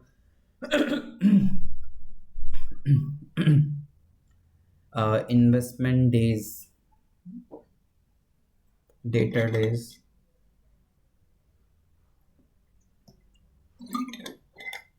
तो देखो उसमें जो रिसीवेबल्स था उसका जो रेशियो है, जो ये रेशियो है डेटर डेज, इसमें भी आपको देखने को मिलेगा कि कंपनी के जो डेटर्स हैं ऑन एन एवरेज कब तक उनसे पैसा वापस आता है। तो 2021 में दैट वाज अराउंड 129, जो बीच में 45 टच कर गया था, बट अभी ये 30 पे नीचे गया, फिर स्टिल अभी बढ़ गया है दोबारा से। ओके, तो दैट्स द छोटा सा इशू कंपनी में चल रहा है, not a big issue. Company improve कर रही है उसको and they will improve that. Okay, ROCE तो एक इंटरेस्टिंग चीज़ इसमें मैं आपको बताना चाहूँगा, कंपनी का जो ROCE होता है वो आपको दो तरीके से इसको देखने को मिलता है। जब भी कंपनी का ROCE एक्सपेंड करता है वो दो चीज़ों से होता है। फर्स्ट, या तो कंपनी का प्रॉफिट बहुत अच्छे से बढ़ रहा है, ठीक है, कंपनी का प्रॉफिट का जो मार्जिन है वो इम्प्रूव हो रहे हैं तो ROCE बढ़ता है। दूसरा, कंपनी का जो ऑपरेटिंग कैश फ्लो है वो अगर अच्छे से बढ़ता है देन कंपनी के ROCE बढ़ता है, ठीक है। तो इसमें आप देखोगे कंपनी का करंटली ROCE 28 पर चल रहा है, नीचे गिरा था, तो वो इसमें थोड़ा सा दिक्कत है। नीचे क्यों गिरा है ये आपको देखना है, 2023 में क्यों गिरा है। So let's watch some ratios of the company, ठीक है। Before that let's see the share holding pattern. Currently जो प्रोमोटर्स हैं वो 53% कंसिस्ट करते हैं कंपनी का। प्रोमोटर्स में 2 to 3 पीपल हैं इसमें, जिसमें उनकी भी मैं थोड़ी आपको हिस्ट्री बताता हूँ। They are very like, just give me a second, हाँ, तो उसमें देखो फर्स्ट है मिस्टर दिवाकर जी। दिवाकर जी ने 1993 में कंपनी को स्टार्ट किया था एंड जब से इस कंपनी में चेयरमैन एंड एमडी का पोजीशन होल्ड किया हुआ है इसमें। दूसरे जो कंपनी के प्रोमोटर हैं वो है मिस्टर टीएस जी। ये भी इन्होंने भी साथ ही में ज्वाइन किया था। इन्होंने भी साथ ही में कंपनी का ये ज्वाइन किया है एंड ये दोनों प्रोमोटर्स थे एंड इन दोनों का जो बैकग्राउंड है वो भी इंजीनियरिंग में है एंड ओवरऑल इसी फील्ड में उन्होंने काम किया and they are very experience in their field, right. तो वो दोनों हैं एंड इसमें प्रिया जी जो है वो दिवाकर जी की वाइफ है। ओके, सो कंपनी ने ये अपने एनुअल रिपोर्ट में भी डिस्क्लोज किया हुआ है। तो वो प्रोमोटर हैं, 1997 में ज्वाइन किया था प्रिया जी ने as a whole time director. But या इसमें एक चीज़ है दैट आई टॉक अबाउट, जो थोड़ा सा मुझे सस्पिशियस करता है कंपनी के बारे में। उसका थोड़ा सा क्लू मैं आपको अभी देता हूँ। बेसिकली कंपनी में जो प्रिया जी हैं वो CSR डिवीजन संभालती हैं, राइट। एंड प्रिया जी का जो ओवरऑल एक्सपीरियंस है वो आईटी सेक्टर में नहीं है। उनका जो एक्सपीरियंस है वो कोर आईटी सेक्टर में नहीं है और एज सच कोई बिजनेस में भी नहीं था। एंड एनुअल रिपोर्ट में उन्होंने लिखा हुआ है कि कंपनी में प्रिया जी का जो एक्सपीरियंस है वो बेसिकली रिपोर्टर थी आईटी सेक्टर में इन 1990s। ओके, तो वो लिखा हुआ है but I am not very convinced about that. Is just because मुझे जो लगता है, I might be wrong, but मुझे लगता है कि जस्ट बिकॉज कि वो उनके वाइफ हैं देन ही थॉट कि उनको भी ज्वाइन करा लेते हैं एंड वो कनेक्शंस की वजह से आई थॉट वो होल टाइम लाइक डायरेक्टर हैं अभी कंपनी में और एक अच्छी सैलरी उठा रहे हैं करंटली। ठीक है, तो उसके बारे में बात करूँगी कि सस्पिशियस क्या है मुझे जो लगता है इसमें। ठीक है, तो ये तीनों प्रोमोटर्स हैं जो कि कंपनी का 50% से ज़्यादा कंसिस्ट करते हैं। ठीक है, बाकी FIIs देखोगे आप कंपनीज में, FIIs में अगर आप देखोगे दिसंबर से अभी तक कंपनी में और इन्वेस्टमेंट बढ़ा है। दिसंबर में कंपनी में 20% था, उसके बाद से अभी 17.6% है FIIs का। और इंटरेस्टिंगली FIIs में कंपनी में रेप्यूटेड फर्म्स हैं। फॉर एग्जांपल MIT जो कॉलेज है, इंस्टीट्यूशन जो है, उसमें उन्होंने भी इसमें इन्वेस्ट किया हुआ है, 4% कंपनी का स्टेक लिया हुआ है। गोल्डमैन सैक्स फंड है इंडिया का इक्विटी, उसमें भी इन्होंने 2% ले रखा है एंड करंटली आप देखोगे डाउनवर्ड ट्रेजेक्ट्री में है दोनों का। ठीक है, एंड मालाबार इंडिया फंड है, इसमें भी है। DIIs का देखोगे तो वो मोस्टली स्टेबल रहा है, जो शेयर है उनका मोस्टली स्टेबल रहा है। इसको थोड़ा लॉन्ग टर्म के विजन से देखते हैं, ईयरली लगाता हूँ इसे मैं। तो पब्लिक DIIs का देखोगे 8% से 9%, मतलब मोर और लेस लाइक स्टेबल हैं DIIs। FIIs का बड़ा है अगर आप ईयरली वाइज देखोगे, 9 से ऑलमोस्ट 18, मतलब काफ़ी बुलिश रहे हैं। और रिसेंटली जो सेल ऑफ हुआ है कंपनी में वो भी मैं आपको दिखाता हूँ, इस just because of the companies share price. 17 से हम देख रहे हैं तो आप देखोगे 17 के बाद से कंपनी, मतलब IPO के बाद से आप देखोगे कंपनी का शेयर अराउंड 10 गुना से ऊपर हो चुका है। ठीक है, तो बेसिकली हुआ क्या है, अभी दिसंबर में company touch 1600, high of 1700। Okay, तो वहाँ पर क्या हुआ है, FIIs जो है उन्होंने एक अच्छा अपॉर्चुनिटी देख के वहाँ पे सेल किया है, just because they are getting a very good valuation. ठीक है, वहाँ पे आप वैल्यूएशन देखोगे कंपनी का तो वैल्यूएशन भी बहुत ज़्यादा अनरियलिस्टिक हो गया था बिकॉज लाइक, ठीक है, तो वो आप देखोगे वैल्यूएशन 80 का PE हो गया था। ठीक है, तो दैट्स वाई उन्होंने थोड़ा सा सेल किया, just because of higher valuation and all. उनको एक एग्जिट पॉइंट मिला, अच्छे प्राइस मिला, देन वहाँ से थोड़ा सेल अप देखने को मिला है।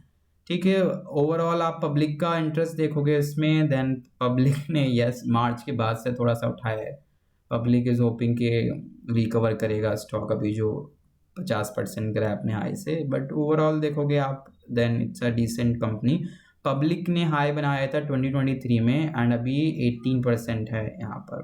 ठीक है, तो प्रोमोटर शेयर होल्डिंग आप देखोगे उसके अकॉर्डिंग, अगर आप मैं इसे देखूँ तो it's a good thing, it's a good pattern share holding का। ठीक है, एंड इसमें हमने शेयर होल्डिंग देख ली, कंपनी के रेशियोज देख लिए, balance sheet, cash flow and income statement सारे हमने डीपली एनालाइज कर लिए, कंपनी में क्या क्या प्रॉब्लम्स हैं एंड ऑल। एंड अब मैं आपको लेके चलता हूँ कंपनी का रिसेंट जो चैलेंजेस हैं कंपनी के एंड कंपनी में क्या अपॉर्चुनिटी है। बेसिकली कंपनी में अपॉर्चुनिटी क्या है वो देखेंगे एंड कंपनी में क्या क्या इश्यूज हैं।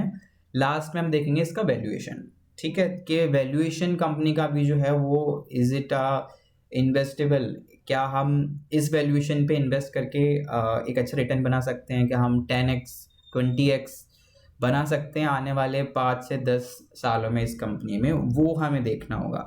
ठीक है, तो लेट्स सी उसमें क्या है।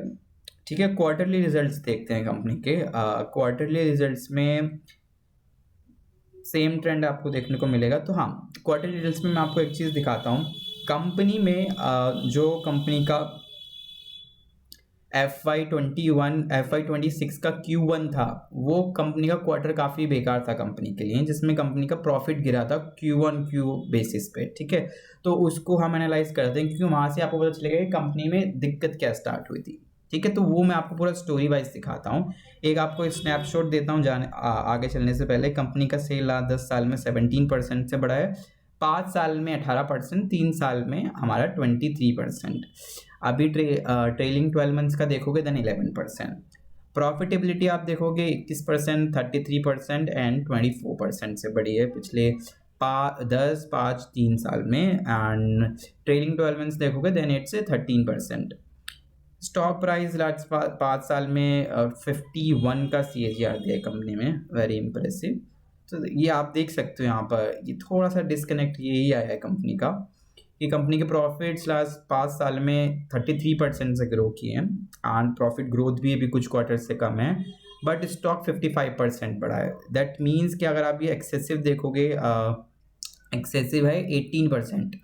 तो ये जो 18% है that's are speculative returns. So what I mean by speculative returns, तो किसी भी कंपनी के आप रिटर्न्स जब देखते हो तो उसमें 2 तरीके के रिटर्न्स होते हैं। पहला फंडामेंटल रिटर्न्स, सेकंड होता है उसमें उसका speculative returns. Fundamental return basically आपका प्रॉफिट कैसे ग्रो कर रहा है, प्रॉफिटेबिलिटी कैसे ग्रो कर रही है। जैसे 33% है जो कंपनी का प्रॉफिट ग्रो कर रहा है। दूसरा है कंपनी का पीई कैसे ग्रो कर रहा है, कि मान लो कंपनी का प्रॉफिट खाली 20% से ग्रो कर रहा है बट कंपनी का पीई बढ़ गया, मतलब कंपनी का जो सेंटीमेंट है, सेक्टर का सेंटीमेंट है वो बढ़ गया, देन स्टॉक प्राइस वहां से भागेगा क्योंकि पीई बहुत ज़्यादा हो गया है कंपनी का। तो उसकी वजह से जो स्पेकुलेशन होता है, इमोशंस होते हैं, उसका जो 18% है वो एक्सेसिव है कंपनी का रिटर्न। ठीक है, एक चीज़ आपको देखना पड़ेगा जब भी आप किसी बिजनेस को कर रहे हो, कंपनी में 3 साल 4 साल 5 साल में जो रिटर्न्स बन रहे हैं, ठीक है, 3 साल 5 साल में जो रिटर्न्स बन रहे हैं वो आपके मोर और लेस आपका रिटर्न थोड़ा स्पेकुलेटिव होगा, थोड़ा प्रॉफिट होगा। जितना शॉर्ट टर्म में ले जाओगे उतना स्पेकुलेटिव जो रिटर्न्स हैं उस पर ज़्यादा फोकस होता है। जैसे अभी कंपनी का जो शेयर प्राइस है वो मैं दिखाता हूँ। कंपनी का भी रिसेंटली शेयर प्राइस ओवरऑल 10% से एक दिन में बढ़ा। तो क्या लाइक क्यों बढ़ा 10% से, राइट? कंपनी का ऐसे कुछ इतना ज़्यादा अच्छा रिजल्ट आ गया कि कंपनी ने बहुत ज़्यादा ग्रोथ कर लिया, वो हो गया कंपनी का इसलिए बढ़ा? नहीं, it's just because of the speculation जो कंपनी में होता है। ठीक है, तो वो देखना होगा। बट लॉन्ग टर्म में just I want to say that कि कंपनी जो प्रॉफिट की ग्रोथ होती है वही आपका स्टॉक ग्रो करता है। कंपनी का प्रॉफिट 50% से ग्रो किया है लास्ट 10-20 साल में, तो स्टॉक में भी वो चीज़ आपको देखने को मिलेगा because of the PE rating. जो कंपनी सेक्टर का पी मान लो 20 है तो कंपनी का भी मान लो 20 होगा, पी से ज़्यादा होगा क्योंकि ज़्यादा प्रॉफिट कर रही है कंपनी। तो वो सारी चीज़ें इसमें देखनी पड़ेंगी कैसे काम करते हैं अगर आप इन्वेस्टमेंट करना चाहते हो और मार्केट को समझना चाहते हो। एंड ये चीज़ें देखना काफ़ी इंपॉर्टेंट है इन सब चीज़ों से। And you can get a very good idea कि किस कंपनी में आपको इन्वेस्ट करना है, कौन सी कंपनी जो है जिनका शेयर प्राइस स्पेकुलेटिव नेचर्स की वजह से पड़ा है just because of PE rating हुई है उसकी, कुछ अलग न्यूज़ आ गई उसकी वजह से हुआ, या फिर एक्चुअल में कंपनी ने प्रॉफिट किया है, या कंपनी का जो एक सस्टेनेबल बिजनेस है वो ग्रो कर रहे हैं। हमें 1 साल 2 साल का नहीं देखना है। अगर आप लॉन्ग टर्म में वेल्थ बनाना चाहते हो थ्रू स्टॉक इन्वेस्टिंग, देन आपको एटलीस्ट बहुत 7 ईयर्स तो आपको देने पड़ेंगे। 5 to 7 ईयर्स में आपको देखने को मिलेगा। इन बिटवीन कुछ बहुत ज़्यादा चेंज होता है, then you have to figure out. But company में जिस बिजनेस को सोच के देख के आपने इन्वेस्ट किया, अगर वो सेम चीज़ कंपनी में एग्जिस्ट करती है तो you have to stick to that company, ठीक है। अगर फंडामेंटल्स चेंज नहीं होते कंपनी के, तभी आप 10-20 गुना नहीं, 100 गुना रिटर्न्स बनाते हो स्टॉक्स पे, and that is something that we can do. अगर आप 10 स्टॉक ले रहे हो एंड बहुत अच्छे से रिसर्च करते हो, 10-20 स्टॉक रखते हो, देन आई एम श्योर कुछ ना कुछ बिजनेस आपके फटेंगे जिसमें आपको 50 गुना 100 गुना आपको रिटर्न मिलेगा। बस you have to on it, अच्छे से रिसर्च करना है, सब कुछ देख के आपको उसमें रखना है। So it's a very interesting. मैं एक बुक पढ़ रहा था, आपको मैं बुक दिखाता हूँ। This is the book, this is the book that I was reading. It's by Parag Parekh. So इसमें क्या था basically, Parag Parekh talks about कि investment, the difference between investment return and investors return. मतलब इन्वेस्टमेंट में रिटर्न आया मान लो लास्ट 10 साल में 30% का CAGR है, इन्वेस्टर रिटर्न से 15%। तो ये जो गैप है, दिस इज कॉल्ड बिहेवियरल बायस या इमोशनल टैक्स जो हम देते हैं। इमोशंस में आके जो हम स्टॉक बेचते हैं, खरीदते हैं, फिर कुछ करते हैं, उसकी वजह से जो हमें लॉस होता है वो होता है। मतलब इतनी सारी कंपनीज जो 100 1000 गुना हुई हैं, बट कितने लोगों ने उस 1000 गुना को कैप्चर किया है?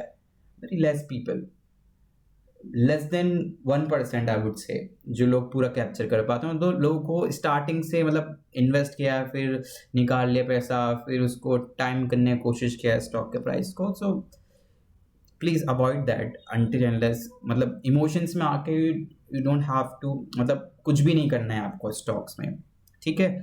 एक अपना एक पूरा फंडामेंटल एनालिसिस का पूरा वो बनाना है प्रोसेस, स्टेप बाय स्टेप चीज़ें देखनी है। कुछ गलत जाता है, आपने ये सोच के इन्वेस्ट करना था बट समथिंग वेंट रॉन्ग, और मैनेजमेंट चेंज हो गया, या फिर कंपनी का जो बिजनेस प्रोसेस है वो चेंज हो गया, कंपनी का मार्केट चेंज हो गया, बट आपको लगता है उसमें इतना पोटेंशियल नहीं है जो अभी चेंज हुआ है नया, देन थिंक अबाउट इट। या फिर कंपनी का जो वैल्यूएशंस हैं वो बहुत ही ज़्यादा लाइक अनसस्टेनेबल बढ़ गए हैं। मान लो कंपनी का प्रॉफिट 20% से बढ़ा है, बट आउट ऑफ समथिंग के लाइक कुछ न्यूज़ आ गया, कुछ भी हुआ है कंपनी में, या बहुत ज़्यादा IT सेक्टर में बूम आ गया, ठीक है, तो उसकी वजह से कुछ हुआ है और वैल्यूएशन बहुत ज़्यादा हाई हो गए हैं, 100 200 300 चले गए हैं, then you have to think about कि सेल करना है, क्योंकि अब पूरा मार्केट में ही वो इफोरिया आ रहा है, ठीक है। तो दैट्स द थिंग, और वो बहुत रेयर होता है, मतलब बहुत रेयर होता है। इट्स .com बबल के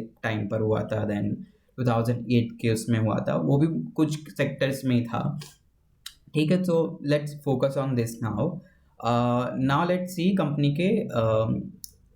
कंपनी का रीसेंट जो अर्निंग्स था उसमें देखते हैं, फिर कंपनी का 1 बाय 1 में अपॉर्चुनिटी बताऊंगा, एंड कंपनी में क्या क्या चैलेंजेस हैं वो बताऊंगा, लास्ट में हम वैल्यूएशन देखेंगे। आई नो ये जो वीडियो है वो काफ़ी लंबा हो रहा है, सो what I will do, if you are watching this video as a standalone video, so it's a standalone video, तो आप इसका पूरा एक अदर पार्ट्स हैं वो एक अलग वीडियोस में देख सकते हो, but if you are watching this पूरा 1 घंटे का, then it's a good thing, and ठीक है। तो वो चेक करते हैं।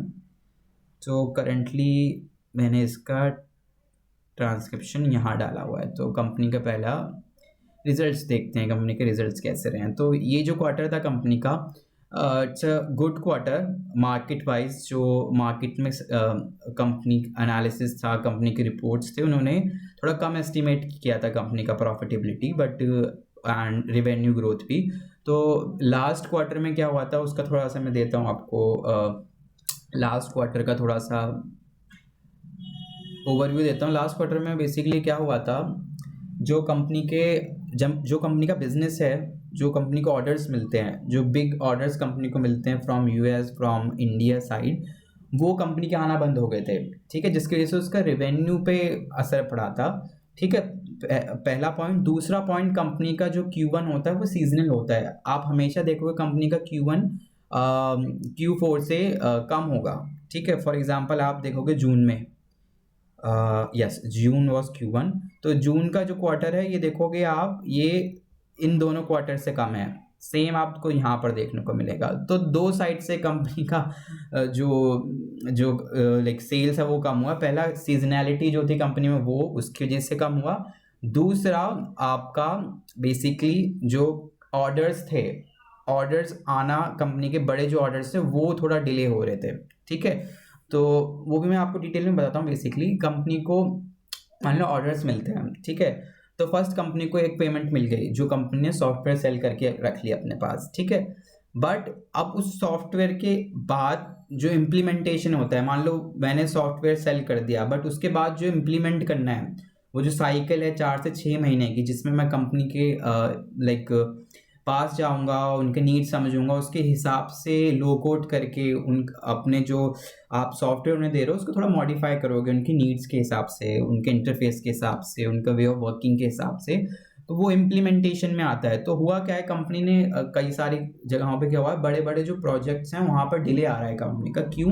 क्योंकि यूएस एंड यूरोपियन मार्केट जो है वहाँ पर एक हमें रिसेशन काइंड ऑफ थिंग देखने को मिली है, स्लो डाउन देखने को मिला है, ठीक है। क्यों? Because of Trump tariffs, because of H1B visa, because of China and US trade Wars, ठीक है। तो इन सारी चीज़ों से क्या हुआ है बेसिकली, बहुत ज़्यादा अनसर्टेनिटी आ गई थी। मतलब अभी भी है बट उस टाइम Q1 में ज़्यादा थी। बहुत ज़्यादा अनसर्टेनिटी आ गई है ओवरऑल सेक्टर पे। तो कंपनीज क्या करती हैं, जो छोटे ऑर्डर्स हैं, जो छोटी कंपनीज हैं वो अपना बिजनेस कंटिन्यू करते हैं, बट जो बड़ी कंपनीज हैं उनको ना बहुत ज़्यादा स्ट्रैटेजिकली बहुत ज़्यादा आगे तक का देखना पड़ता है। फॉर एग्जाम्पल लेट्स से उन्होंने यहाँ पर इन्वेस्ट कर दिया एंड आगे चल के कुछ अनसर्टेनिटी की वजह से उनके सेल्स कम हो गए, ठीक है। उस सेल्स कम होने की वजह से कंपनी के जो ओवरऑल बिजनेस है उस पर बेसिकली फर्क पड़ता है, राइट। प्रॉफिटेबिलिटी भी कम हो जाएगी कि उन्होंने सॉफ्टवेयर्स में पैसा डाल दिया। तो वो सब चीज़ें देख के तब इन्वेस्ट करते हैं। बट अभी जो पूरा एनवायरनमेंट है वो ऐसा है जिसमें कंपनी एक वेट एंड वॉच वाले मोड पर है। इसमें कंपनी बड़ी बड़ी जो कंपनीज है वो देख रही हैं कि यार अभी इन्वेस्ट करें ना करें। अभी इन्वेस्ट कर लिया हमने, कुछ अलग रूल्स आ गए टैरिफ के या H1B वीज़ा के जिससे हमारे बिजनेस इम्पैक्ट करेगा, तो वहाँ पर दिक्कत हो जाएगी कि हमारा रेवेन्यू नहीं आ पाएगा, हमारे इन्वेस्टमेंट का हमें ROI नहीं मिल पाएगा, ठीक है। तो वो वेट एंड वॉच में है। तो वहाँ पर वो बेसिकली डिले हो रहा है कंपनी के प्रोजेक्ट्स में, जिसकी वजह से कंपनी अपना रेवेन्यू बुक नहीं कर पा रही है ना। और कंपनी में आपको देखो, कंपनी का फर्स्ट ये यहाँ पर डिले आ गया। अब इसके साथ साथ जैसे कंपनी, इसका पूरा प्रोडक्ट साइकिल बताता हूँ मैं। कंपनी में प्रोडक्ट लाइसेंस से सॉफ्टवेयर सेल किया कंपनी ने, उसके बाद कंपनी के पास लाइसेंस सेल के बाद कंपनी को सॉफ्टवेयर दे दिया, देन उसके बाद 4 से 6 महीने का इम्प्लीमेंटेशन साइकिल होता है। इसमें उसको पूरा इम्प्लीमेंट किया जाता है सॉफ्टवेयर को कंपनी के अंदर। एक बार इम्प्लीमेंटेशन हो गया उसके बाद एनुअली कंपनी के पास, क्वार्टरली बेसिस पे कंपनी के पास उस कंपनी से पैसे आने लगते हैं, सब्सक्रिप्शन बेसिस पे या सब्सक्रिप्शन बेसिस पे हो गया, या फिर उसके एनुअल मेंटेनेंस चार्जेस हो गया, उस पर सपोर्ट सिस्टम हो गया, ठीक है। उसका क्वार्टरली या जो भी आता है तो वो कंपनी की कंसिस्टेंसी बढ़ाता है एंड जो कंपनी के रेवेन्यू है जो एन्युटी से आते हैं उसको इंक्रीज करता है। बट यहाँ पर क्या हुआ है, बेसिकली कंपनी के बड़े प्रोजेक्ट्स हैं वहाँ पर इम्प्लीमेंटेशन साइकिल में ही नहीं आया बिकॉज ऑफ द डिले, जिसकी उस डिले की वजह से जब वो स्टार्ट ही नहीं हुए हैं तो कंपनी का जो एन्युटी वाला रेवेन्यू है वो भी कम हुआ है, ठीक है। तो just because of that problem company का स्टॉक आप देखोगे तो ये एक तो पूरा IT सेक्टर में दिक्कत है जहाँ पे US में डिमांड कम हुई है एंड बहुत ज़्यादा अनसर्टेनिटी है ऑन US फ्रंट में ये हो गया। एंड यूरोपियन फ्रंट में आपको पता है यूरोपियन जो इकोनॉमी है वो भी अभी काइंड ऑफ रिसेशन में है। उनका मैन्युफैक्चरिंग सेक्टर जो है, Germany is the number 1 economy in the European union, उसमें जर्मनी, फ्रांस, ये जो कंट्रीज़ हैं काफ़ी ज़्यादा स्ट्रगल कर रही हैं। क्यों? जस्ट उनके बजट्स की वजह से, उनके जो उनके डेट्स हैं उनकी वजह से, एंड उनका जो ओवरऑल मैन्युफैक्चरिंग सेक्टर है वो थोड़ा कम है, तो उनका GDP ग्रोथ कम हो गया वहाँ से, ठीक है। तो फॉर एग्जांपल फ्रांस में तो अभी बहुत ज़्यादा प्रोटेस्ट चल रहे हैं जस्ट बिकॉज उनके जो प्राइम मिनिस्टर्स हैं, प्रेसिडेंट हैं, वो अपने स्पेंडिंग कम करना चाहते हैं ऑन सोशल एक्टिविटीज़, बट वहाँ की जनता चाहती है कि ऐसा ना करें, वो सब चीज़ों पे उतना ही खर्च करें, बट वो कट करना चाहते हैं because of the budget deficit, because of the borrowing problem that they are facing currently. Germany में क्या हुआ है, बेसिकली जर्मनी में जो थोड़ा सा ओवरव्यू देता हूँ। I know this video is like काफ़ी ज़्यादा लॉन्ग हो रही है, but it's very important. I don't care कितना ज़्यादा इसका होगा, बट एक बार किसी ने ये वीडियो देख लिया न्यूजन की, आपने अगर ये देख लिया, then you know A to Z about the companies, क्या क्या कंपनी की चीज़ें हैं, क्या क्या कंपनी का दिक्कत चल रहा है अभी। यूरोपियन मार्केट में क्या हुआ बेसिकली, जो वॉर हुआ था यूक्रेन एंड रशिया का 2023, तो उसमें क्या हुआ था बेसिकली, सप्लाई चेन डिस्टर्ब हो गई थी गैस की वजह से, ठीक है। तो उस गैस की डिपेंडेंसी की वजह से जो वहाँ की मैन्युफैक्चरिंग सेक्टर है वो बैठ गया था, एंड अभी जो कंपनियां बहुत कम इंपोर्ट करी है रशिया से, एंड उसकी वजह से जो मैन्युफैक्चरिंग है वो हो गया। एंड देन ऑटोमोबाइल सेक्टर जो काफ़ी बड़ा सेक्टर है जर्मनी का, जहाँ पे वॉल्क्सवैगन, पोर्शे एंड टोयोटा ये सारी कंपनीज के प्लांट हैं। तो ड्यू टू चाइना का ऑटोमोबाइल सेक्टर जो कि बहुत ज़्यादा ग्रो कर रहा है, यानी यूरोपियन मार्केट में अपने एक अपना शेयर बना रहा है, तो वहाँ की कंपनीज जो हैं उनके जो ऑटोमोबाइल सेक्टर है वो एक स्ट्रगल फेस कर रहे हैं while competing like on Chinese EVs and hybrids. तो उसकी वजह से मैन्युफैक्चरिंग कम है, बट अभी थोड़ा सा इम्प्रूवमेंट देखने को मिला है, जहाँ पर जो यूरोपियन गवर्नमेंट है, जर्मनी की जो गवर्नमेंट है, उसने अभी कुछ महीने पहले 500 यूरो का एक प्लान पास किया है अपने बजट में, जिसमें वो स्पेंड करेंगे इन्वेस्टमेंट ऑन अलग अलग चीज़ों पे, ताकि अपनी इकोनॉमी को रिवाइव करना। It's a very good thing and very unique thing. और पूरे अगर ये चलती है, अगर ये काम करती है जर्मनी में, देन अदर कंट्रीज़ जो हैं वो भी यूरोपियन मार्केट में इसको रेप्लिकेट कर सकते हैं। तो that's a thing, European problem and USA problem, इसकी वजह से पूरा आईटी सेक्टर बैठा हुआ है, ठीक है। बट उस आईटी सेक्टर के बैठने में भी जो ये कंपनी है उसमें ये जो उसका बिजनेस मॉडल है उसकी वजह से इसका सेल्स और कर रहा है। और ओवरऑल अगर आप आईटी सेक्टर की बात करोगे, टीसीएस, इंफोसिस, एचसीएल, इन सब का क्वार्टरली बेसिस पे आप देखोगे सब में स्लगिशनेस है, 2-3-4% से इनका प्रॉफिट, इनका सेल्स बढ़ रहा है, ठीक है। तो सेक्टर का प्रॉब्लम है। बट वो जो 15 कंपनी जो मैंने बताए थे, जिसमें लास्ट न्यूजन है, उसमें से 3 से 4 कंपनियां जो अपने रेवेन्यू को 10 से 15% से ऊपर ग्रो कर रहे हैं अपने बिजनेस को कंसिस्टेंटली, जिसमें से एक न्यूजन है, दूसरा परसिस्टेंट है, तीसरा केपीआईटी है, एंड फोर्थ है कोफोर्ज, ठीक है। तो वो सारी चीज़ें इसमें आपको देखने को मिलेंगी। लेट्स सी कंपनी का रीसेंट क्वार्टर, ठीक है। तो लास्ट क्वार्टर में हमने देख लिया कंपनी का सेल्स कम हुआ था एंड कंपनी का प्रॉफिटेबिलिटी कम होती है because of the seasonal quarter, और दूसरा उनके ऑर्डर्स में डिले हुआ था, ठीक है। तो ये इसकी वजह से उनका गिरा, एंड देन उसके बाद उसको रेप्लिकेट करता हुआ कंपनी का शेयर बहुत तेज़ी से गिरना स्टार्ट हो गया था। ये देखोगे आप, जनवरी में थोड़ा गिरा, ये उठा, देन Q1 के रिजल्ट्स आए, वहाँ से गिरना और स्टार्ट हुआ। ये देखो 1200 से फिर सीधा ये गया है 850 रुपये, ठीक है। बट इस क्वार्टर में क्या क्या चीज़ें आई हैं वो मैं आपको बताता हूँ।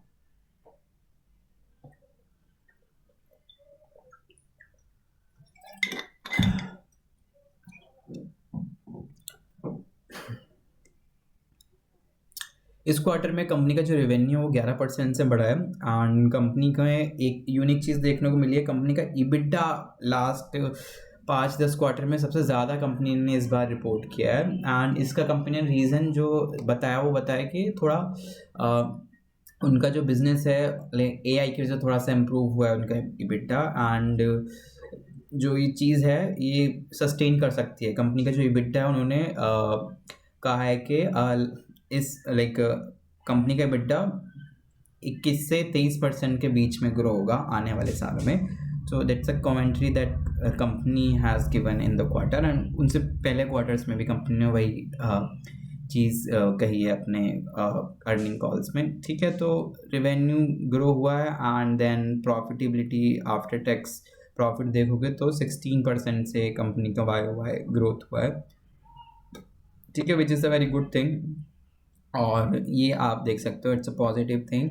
कंपनी का रेवेन्यू टच हुआ है 400 करोड़, एंड जो सब्सक्रिप्शन रेवेन्यू है वो 20% से बढ़ा है, ठीक है। तो it's a good thing. And नीचे चलते हैं, ये वही पूरा ब्रेकअप आ गया। इसका कॉन कॉल मैं आपको दिखाता हूँ, हाइलाइट्स दिखाता हूँ कॉन कॉल के। Just give me a second.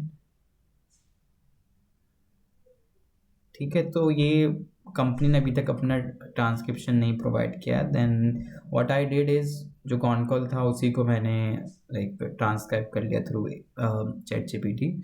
तो यहाँ पर कंपनी ने देखो बताया कि कंपनी का जो सब्सक्रिप्शन रिवेन्यू है वो 126 करोड़ पे पहुँच गया है। एंड कंपनी ने 15 न्यू लोगों, मतलब 15 न्यू कंपनी के साथ टाइप किया है Q2 वाले क्वार्टर में। एंड ये थोड़ा यूनिक चीज़ जो मैं आपको बता रहा था, कंपनी का जो ट्रैक्शन है, जिसके बारे में मैं आगे बताऊंगा कि कंपनी का US बिज़नेस कैसे ग्रो कर रहा है एंड क्या अपॉर्चुनिटी मुझे इस बिज़नेस में दिखती है। बेसिकली कंपनी को कुछ प्रोजेक्ट्स मिले हैं, जैसे कि आप देख सकते हो ये एक मिला है, हेल्थ केयर कंपनी है। ठीक है, तो इंश्योरेंस में एक बड़ा कंपनी को मिला है ऑर्डर 21 करोड़ का। ठीक है, जस्ट मैं आपको शो कर रहा हूँ, ये मैंने हाईलाइट इसलिए किया है क्योंकि that's the growing segment of the company. Health care and insurance company का लाइक 18-19% कंसिस्ट करता है, but they are growing that segment also which is unique and good for the company के डाइवर्सिफाई कर रहे हो अपने बिजनेस को। यहाँ पर देखो कंपनी ने बताया कि कंपनी का जो इस क्वार्टर, ये जो क्वार्टर था उसमें जो प्रॉफिट था वो कंपनी का 20.4 का मार्जिन रहा है, which is a very good thing. And company जो कंसिस्टेंटली अपने क्वार्टरली रिपोर्ट्स में बताया है कंपनी के लॉन्ग टर्म में वो उनका जो नेट मार्जिन है वो 20% रखना चाहते हैं अपना नेट मार्जिन। इवन इवन जो वीरेंद्र जी कंपनी के CEO उन्होंने बताया कि उनका जो मोटिव है वो ये नहीं है कि वो इनडेफिनेटली ग्रो करें और वो इसको बहुत ज़्यादा देखते हैं नेट प्रॉफिट को। उन्होंने साफ साफ कहा है कि जो 20% है कि आगे चल के आपको 25-30% नेट प्रॉफिट देखने को नहीं मिलने वाला। वो क्या करेंगे, बेसिकली उनके जो भी चीज़ें होती हैं, उनका जो प्रोडक्ट है वो उसमें बहुत ज़्यादा इन्वेस्ट करते हैं। Like 10% of the revenue goes to research. Okay, research and development में जाता है। एंड कंपनी जो अपने स्पेंड करती है उसमें ये जो 20% है, उन वीरेंद्र जी को लगता है जो CEO हैं कि 20% इज़ द थिंग कि वो जिससे कमिटेड हैं, उससे ज़्यादा इस बिज़नेस को वो नहीं देखते कि 20% से ज़्यादा जो नेट मार्जिन्स हैं वो सस्टेन कर पाएगा बिज़नेस। क्योंकि इस बिज़नेस में आपको हेविली अपने आप को डेवलप करना पड़ता है। R&D एंड मार्केटिंग में 20% मार्केट कर लाइक स्पेंड करती है कंपनी, तो उन सब चीज़ों पे भी स्पेंड करना पड़ता है, जिससे जो कंपनी का लाइक ग्रो करने का कैपेसिटी है, बहुत हाई मार्जिन है, वो कम है। But this is a decent one, 20%। अगर आप बाकी सेक्टर में बाकी लोगों को भी देखते हो, बाकी कंपनीज को भी देखते हो, ये देखिए इसमें रेवेन्यू R&D में तो कंसिस्टेंटली, मतलब मैंने इसके ऑलमोस्ट 5 साल के सारे अर्निंग कॉल्स देखे हैं, उसमें मोस्टली सब में इनका 10% जाता है R&D इनिशिएशन पे एंड 21 जाता है रेवेन्यू पे। इंपॉर्टेंट थिंग, बाकी जो कंपनीज है उसमें R&D का पोर्शन आपको इतना नहीं दिखेगा। कंपनी में R&D का पोर्शन इतना क्यों है? क्यों? बिकॉज कंपनी जो है वो प्रोडक्ट बेस्ड कंपनी है। कंपनी का प्रोडक्ट ही सब कुछ है, वो आगे चल के उसी से पैसा कमा रहे हैं उसको बेचकर। ठीक है, तो उस पर हैविली इन्वेस्टमेंट करना पड़ेगा इन्हें R&D पे, ताकि कंपनी का वो प्रोडक्ट डेवलपमेंट कर पाएँ और आगे बेच पाएँ। वेयरएज TCS जो है, विप्रो जो है, उनका ऐसा कोई प्रोडक्ट नहीं है, वो कंपनी की चीज़ें समझ के उनके लिए प्रोडक्ट पूरा बनाते हैं। ठीक है, तो दैट्स अ इम्पॉर्टेंट थिंग, क्योंकि आप डायरेक्टली कंपेयर नहीं कर सकते हो इन सारी चीज़ों को विद अदर कंपनी, तो you have to understand. For example KPIT जो कंपनी है, KPIT जो ऑटोमोबाइल सेक्टर में, उस पर भी मैं वीडियो बनाऊंगा। I have done my research on that also. उसमें भी अगर आप देखोगे उसमें क्या यूनिक चीज़ मैंने देखी जो बाकी किसी में नहीं है, उनका जो एट्रीशन रेट है, मतलब कितने लोग कंपनी छोड़ के जा रहे हैं, वो सबसे कम है इंडस्ट्री में, वो उनका 7% है। बाकी जो इंडस्ट्रियल एवरेज है वो 14% है। वो आधा क्यों है? बेसिक लॉजिक है, कंपनी के जो एम्प्लॉयज़ हैं वो हाईली लाइक बहुत ज़्यादा स्पेसिफिक हैं फर्म के, एंड बहुत एक्सपर्टीज़ है उनमें ऑटोमोबाइल सेक्टर का। ठीक है, तो इतने ज़्यादा डेवलप किए उन्होंने अपने स्किल्स एंड ऑल, एंड बहुत ज़्यादा स्पेसिफिक है उनका जो वर्क है, बहुत ज़्यादा स्पेसिफिक है। खाली ऑटो सेक्टर का जो सॉफ्टवेयर्स होते हैं उन्हीं को बनाते हैं। ठीक है, तो वो ऐसा नहीं है कि अगर कंपनी में जाएंगे वो उनको वही सेम रोल मिल जाएगा। ओके, दूसरी चीज़ एक्सपर्टीज आती है, वो सारी चीज़ होती हैं, देन जो लोग होते हैं वो बहुत कम वहाँ लाइक किसी और कंपनी में जाते हैं, बिकॉज उन्होंने इतना सब कुछ इन्वेस्ट करके अपने नॉलेज को बढ़ाया वहाँ पर, तो वो जल्दी से वहाँ पर एट्रिशन रेट नहीं बढ़ता है रिसर्च और वो वाली सारी कंपनी जो बहुत स्पेसिफिक नॉलेज चाहिए होता है, राइट। बाकी जो अदर कंपनीज हैं, आईटी कंपनी, आप टीसीएस से विप्रो में चले जाओगे, आपका प्रायर नॉलेज काम आ जाएगा। आप केपीआईटी से विप्रो में जाओगे, देन वहाँ क्या काम करोगे, वहाँ पे आप डिफरेंट काम करोगे, है ना। वहाँ बीएफएसआई सेक्टर है, अलग अलग सेक्टर्स हैं, राइट। तो इसलिए उनका एट्रिशन रेट कम है, राइट। आप ऐसे कंपेयर करके आपको लगेगा अरे ये तो बहुत यूनिक चीज़ है कंपनी में, ये तो बहुत मोड है कंपनी का, एम्प्लॉय छोड़ के नहीं जा रहे हैं, दैट मीन कंपनी का कल्चर बहुत अच्छा है, दैट्स अ थिंग। उसके साथ साथ लॉजिकली भी आपको सोचना पड़ेगा, ठीक है। तो क्वार्टरली रिपोर्ट्स का एनालिसिस खत्म करते हैं। एक चीज़ इसमें देखने को मिली है, बेस्ट चीज़ क्या हुई है, कंपनी का जो यूएस वाला सेगमेंट है, कंपनी तो बेसिकली क्या हुआ है, कंपनी का यूएस से बहुत कम रेवेन्यू आता है। तो ये मोटा मोटा मैं आपको बताता हूँ, कंपनी का जो यूएस का सेगमेंट है वो अभी 20% है, ठीक है। 24% है यूएस का सेगमेंट जो है कंपनी का। But the thing is company चाहती है कि ये जो यूएस का कंपनी का रिवेन्यू स्प्लिट है इसको बढ़ाए अदर जो कंपनीज हैं उनकी तरह, क्योंकि बिजनेसेस जो हैं वो हेवली इन्वेस्ट करते हैं बीएफएसआई सेक्टर पर यूएस में, ठीक है। जो मार्केट है वहाँ पे बहुत बड़ी है इंडिया के कंपैरिजन में, तो दैट्स द थिंग। तो वहाँ पे बहुत बड़ी अपॉर्चुनिटी है कंपनी के लिए। तो कंपनी ने क्या किया है, उस रेवेन्यू को बढ़ाने के लिए, जैसे अभी रेवेन्यू ग्रोथ चल रहा है कंपनी का, अभी रिसेंट क्वार्टर में 20% से अबव किया है, बट रिसेंटली आप देखोगे कुछ साल में यूएस का जो प्रॉफिट है वो काफ़ी कम रेट से ग्रो किया है, 11% 14%। तो कंपनी ने क्या किया है, वहाँ पे एक अलग स्ट्रैटेजी अपनाई है। 2023 में कंपनी ने एक अलग ऑफिस खोला है यूएस में, एक अलग कंसल्टेंसी फर्म हायर की है मार्केटिंग के लिए, ताकि वो यूएस में अपना बिजनेस बढ़ा पाएँ, स्केल कर पाएँ। बहुत ज़्यादा अपॉर्चुनिटीज़, बहुत ज़्यादा बड़ी अपॉर्चुनिटी है यूएस में फॉर दिस बिजनेस, ठीक है, क्योंकि बीएफएसआई सेक्टर बहुत बड़ा है यूएस का, ठीक है। तो वहाँ पर ये स्ट्रैटेजी उन्होंने अपनाई, एक नया कंसल्टेंसी फर्म किया एंड यूएस में अपना ऑफिस खोला। उसके बाद कंपनी वहाँ पे अलग अलग स्ट्रैटेजीज कर रही है। स्ट्रैटेजी का एक पार्ट था कि कंपनी वहाँ पे छोटे जो अकाउंट्स थे, अब न्यूजन के अकॉर्डिंग छोटे अकाउंट्स कौन से हैं, जो 5 करोड़ या 10 करोड़ से नीचे जो अकाउंट होते हैं उनको कंपनी स्मॉल अकाउंट्स बोलती है, ठीक है। 15 करोड़ 20 करोड़ से ऊपर के जो अकाउंट्स हैं, ऑर्डर्स जो मिलते हैं कंपनी को, उनको बड़े अकाउंट्स बोलती है, ठीक है। तो यूएस में उन्होंने क्या स्ट्रैटेजी अपनाई कि छोटे जो ऑर्डर्स हैं उनको लेना बंद कर दिया, खाली बड़े ऑर्डर्स पे काम कर रहे हैं, 20 करोड़ 30 करोड़ 50 करोड़ से ऊपर उन ऑर्डर्स पे काम कर रहे हैं अपनी स्ट्रैटेजी के अकॉर्डिंग।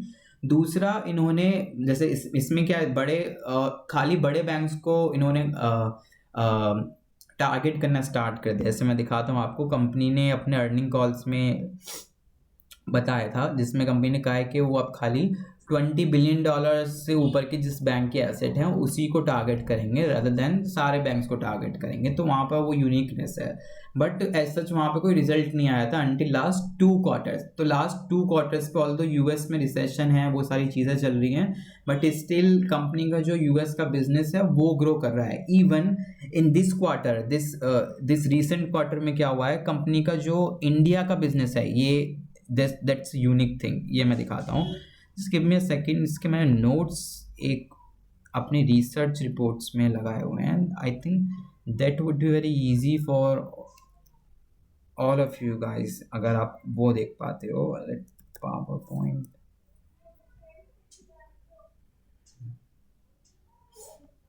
ठीक है। तो वो एक मेरे पास न्यूज,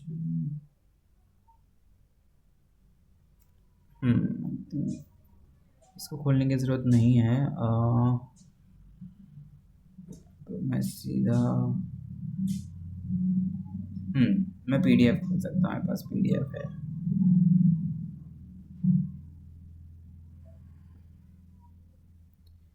ठीक है, तो हाँ, I think this is the good thing, इसमें इजीली आपको दिखाई देंगी सारी चीज़ें, and you can read this report on my LinkedIn channel, ठीक है। तो देखो, जैसे न्यूजन क्वार्टरली अपडेट्स, ठीक है, ये रीसेंट क्वार्टर है। हाँ, देखो अभी रिसेंटली क्या हुआ है, कंपनी का जो US and Asia specific region है वहाँ पे 22% का ग्रोथ आया है, बट जो इंडियन रीजन है वहाँ पे कंपनी का मॉडरेट ग्रोथ रहा है, मतलब इंडिया ने खाली 7% ग्रोथ किया है, उसमें रीजन क्या है कंपनी ने रीजन दिए हैं कि जो इंडिया में बीएफआई सेक्टर है वो अभी थोड़ा स्लो डाउन फेस कर रहा है पिछले कुछ क्वार्टर से। दैट्स वाई कंपनी में जो लाइक इंडियन जो ग्रोथ है वो कम आई है and US and Asia specific ज़्यादा ग्रोथ आई है इस वाले क्वार्टर में। तो that's the thing, last 2-3 quarters में इंडिया का जो ग्रोथ है वो कम रहा है, बट जो मैनेजमेंट है उन्होंने कहा है कि they are very opportunistic optimistic about recovery in Q2 H2 basically second half of this year. उसमें दे आर सीइंग कि लास्ट के 2 क्वार्टर्स होंगे उसमें दे विल रिकवर दिस। ठीक है, तो ये एक अलग चीज़ देखने को मिली है उस क्वार्टर में, बट या जो यूएस एंड एशिया स्पेसिफिक का रीजन है उसमें बचा लिया है। तो ये दैट्स अ गुड थिंग कि 22% ग्रोथ रेट आया है यूएस से इस मार्केट में भी। तो that's giving me some confidence कि कंपनी का जो यूएस वाला स्ट्रैटेजी है वो थोड़ा दिखने लगा है कंपनी के नंबर्स में भी। ठीक है, तो दैट्स अ थिंग। आप खुद सोचो, जब 20% पर इतना है, अब कंपनी का रेवेन्यू स्प्लिट पे 60% आएगा यूएस का, देन कंपनी का प्रॉफिट कितना ज़्यादा बढ़ सकता है। तो that's the big opportunity here that we can see. ठीक है, तो वो एक देखने वाली चीज़ है यहाँ पर। दूसरी चीज़ है कंपनी के मार्जिन्स। कंपनी के जो मार्जिन हैं इस क्वार्टर में सबसे हाई रहे हैं 20-23% एंड नेट मार्जिन्स कंपनी के 20% रहे हैं। मैनेजमेंट में एक बेस्ट बात क्या कही है वो मैं आपको दिखाता हूँ कि I want you to see that, ताकि आप भी उससे देख पाओ कि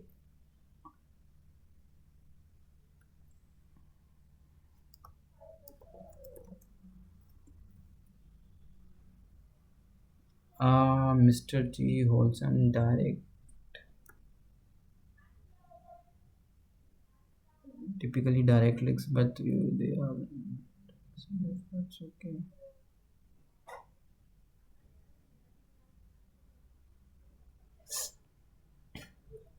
मैं आपको इस रिपोर्ट में दिखाता हूँ। तो बेसिकली कंपनी का कहना क्या है कि कंपनी का जो प्रोडक्ट है, और यहाँ से जब लाइक Q3 Q4 में जब रिकवरी होगा कंपनी का, तो basically they can have a very good margin. ठीक है, ये मार्जिन को वो सस्टेन भी कर सकते हैं और इस ग्रोथ को सस्टेन कर सकते हैं, इससे ऊपर भी बढ़ सकते हैं, but they do not want to commit that. ठीक है, कंपनी का कहना क्या है, कंपनी के जो फिक्स डायरेक्ट कॉस्ट, उन्होंने एक बार अपना प्रोडक्ट बना लिया, देन उसके बाद वो कितने भी लोगों को बेचें, उसका एडिशनल जो कॉस्ट है वो तो कंपनी का कम है ना, राइट। तो कंपनी का ग्रोथ यहाँ से बूस्ट करेगा, देन कंपनी के मार्जिन भी यहाँ से और ज़्यादा बढ़ सकते हैं। ठीक है, कंपनी ने डायरेक्टली उस पर कोई कॉमेंट्री नहीं किया, बट कंपनी ने उस पर थोड़ा सा सिग्नल किया है कि जो मार्जिन हैं वो और ज़्यादा एक्सपेंड कर सकते हैं कंपनी के यहाँ से 23-24 से। वो एक यूनिक चीज़ लगी मुझे उसमें कि मार्जिन वहाँ से और ज़्यादा बढ़ सकते हैं, क्योंकि कंपनी का जो प्रोडक्ट है वो काफ़ी एसेट लाइट है एंड डायरेक्ट कॉस्ट है उसमें खाली।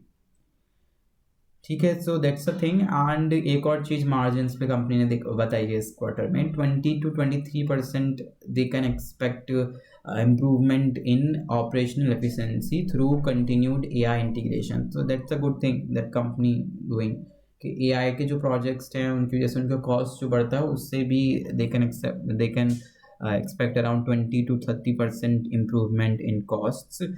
ठीक है, तो वो सारी चीज़ें हैं एंड ठीक है, तो ये चीज़ें हैं। तो थोड़ा समराइज़ करता हूँ मैं, आई नोट्स लाइक काफ़ी बड़ा हो रहा है वीडियो।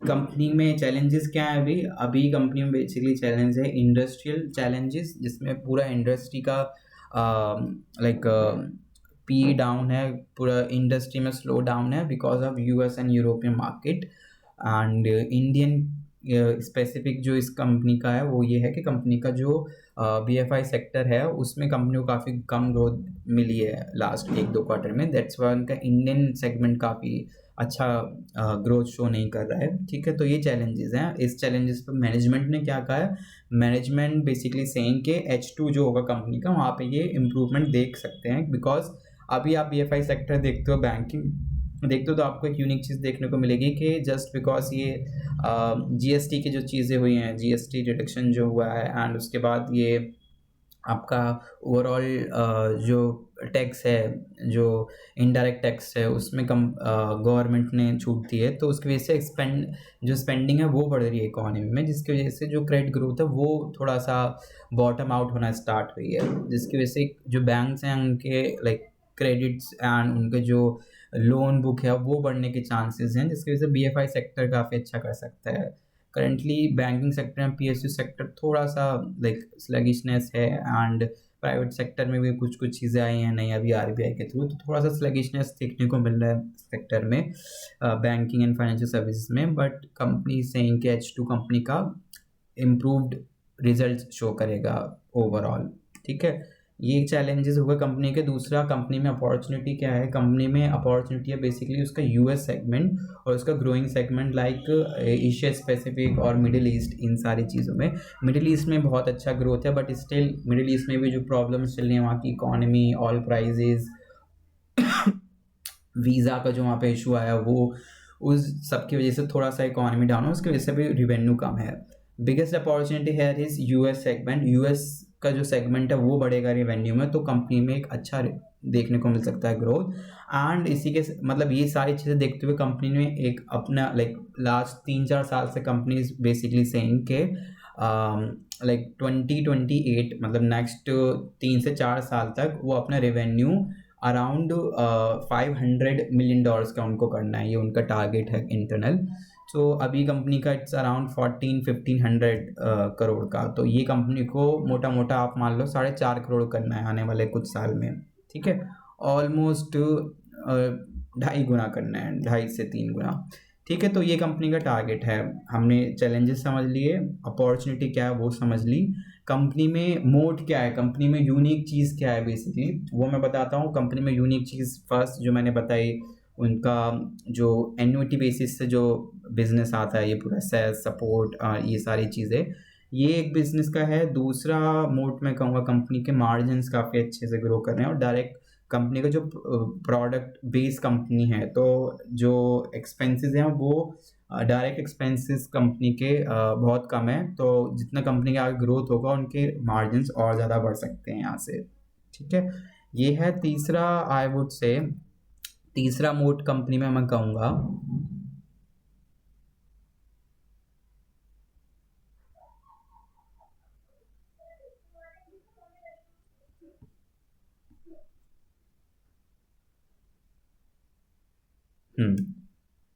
ठीक है, तीसरा ग्रोथ में कहूँगा यस, ये वेल डिवर्सिफाइड रेवेन्यू, जिसमें कंपनी का US and European, Indian, APAC, किसी भी एक कंट्री में कुछ अगर प्रॉब्लम आती है देन कंपनी आराम से अपना रेवेन्यू स्प्लिट के ज़रिए अपना रिस्क को डिवर्सिफाई जो कर रखा है वहाँ से स्टेबलाइज कर सकती है रेवेन्यूज़ को। जैसे अभी यूएस में रिसेशन चल रहा है एंड यूरोपियन मार्केट में, बट एज सच जो नंबर्स हैं वो इतना ज़्यादा स्टेबल अनस्टेबल नहीं है। ठीक है, तो ये एक अच्छी चीज़ है कि एक अच्छा रेवेन्यू स्प्लिट कंपनी रखा हुआ है। 30% से ज़्यादा, मतलब ये 31% है, 30-31% से ज़्यादा किसी भी सेगमेंट में कंपनी शो नहीं कर रही, यानी कंसिस्टेंट है गाइस। ये मैं इस क्वार्टर की बात नहीं कर रहा हूँ, लास्ट के 5-10-20 क्वार्टर भी आप उठा के देखोगे सेम ट्रेजेक्टरी दिखेगी, कभी कुछ ज़्यादा हो रहा है कोई कम हो रहा है, बट 30-40% से ज़्यादा किसी में भी कंपनी का सेगमेंट नहीं है जो आपको देखने को मिलेगा। That's the moat of the company जो मुझे देखने को मिला है। And now let's come to the valuation part. तो वैल्यूएशन में आई वुड से कंपनी, पहले मैं आपको नॉर्मल दिखाता हूँ क्या वैल्यूएशन में नॉर्मली पीयर वाइज देखते हैं। वैल्यूएशन पीई वाइज देखोगे आप अगर, तो पीई वाइज देखोगे फर्स्ट जो है लार्ज कैप वाले उनका बेसिकली कम है, तो we can not compare Newgen with those companies. Newgen का कंपैरिजन हम मिड लेवल वाले कंपनीज से कर सकते हैं, ऑल द प्रोडक्ट डिफरेंट है, कंपनी का business model is very different. Persistent का आप देखोगे 56 है, कोफोर्ज का लेट्स सी ऑल, एक second, just give me a second. Okay, Coforge का आप देखोगे पीई इज़ 52, परसिस्टेंट का इज़ 56, एंड आप टाटा एलेक्सी का देखोगे 50। Okay, not a direct competitor. Intellect design का देखोगे 39, न्यूजन का 42 है, लेटेंट व्यू का देखोगे 48 है। तो कंपेरेटिवली अगर आप देखते हो उसका आप, तो मैंने ना इसके क्या किया है, मैंने इसका मॉडल बनाया हुआ है, एक फाइनेंशियल मॉडल मैंने इस कंपनी का बनाया हुआ है। अगर आपको चाहिए you can comment in the section. Okay, so इसमें देखोगे आप अगर, I want to see those letter. ठीक है, तो मैंने कंपनी का जो सेम बिजनेस है, मतलब जिसमें कंपनी का जो रेवेन्यू है वो 50% ज़्यादा बैंकिंग सेक्टर से आ रहा है, उन कंपनीज का मैं लिस्ट बना रहा हूँ जो मिडिल साइज में है, जिनका कैपिटलाइजेशन 50,000 से कम का है, 70,000 से कम का है, मतलब ज़्यादा बड़ी कंपनी देखी, मिड साइज की कंपनी रखी है।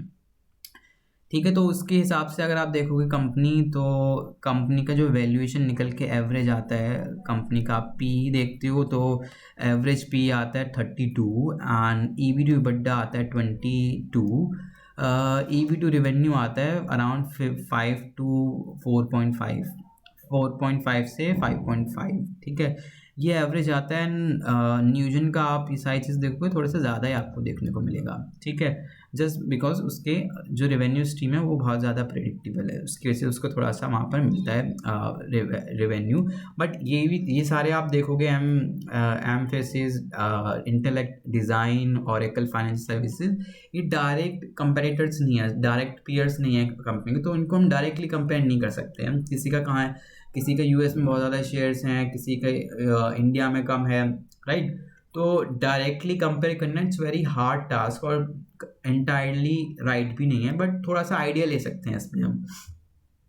तो इन सब से अगर आप कंपेयर करोगे पी वाइज और वैसे, तो आप देखोगे कि ठीक है, मतलब बहुत ज़्यादा मतलब बहुत ज़्यादा एक्सपेंसिव भी नहीं है करंटली कंपनी का पीई, और बहुत ज़्यादा लो भी नहीं है।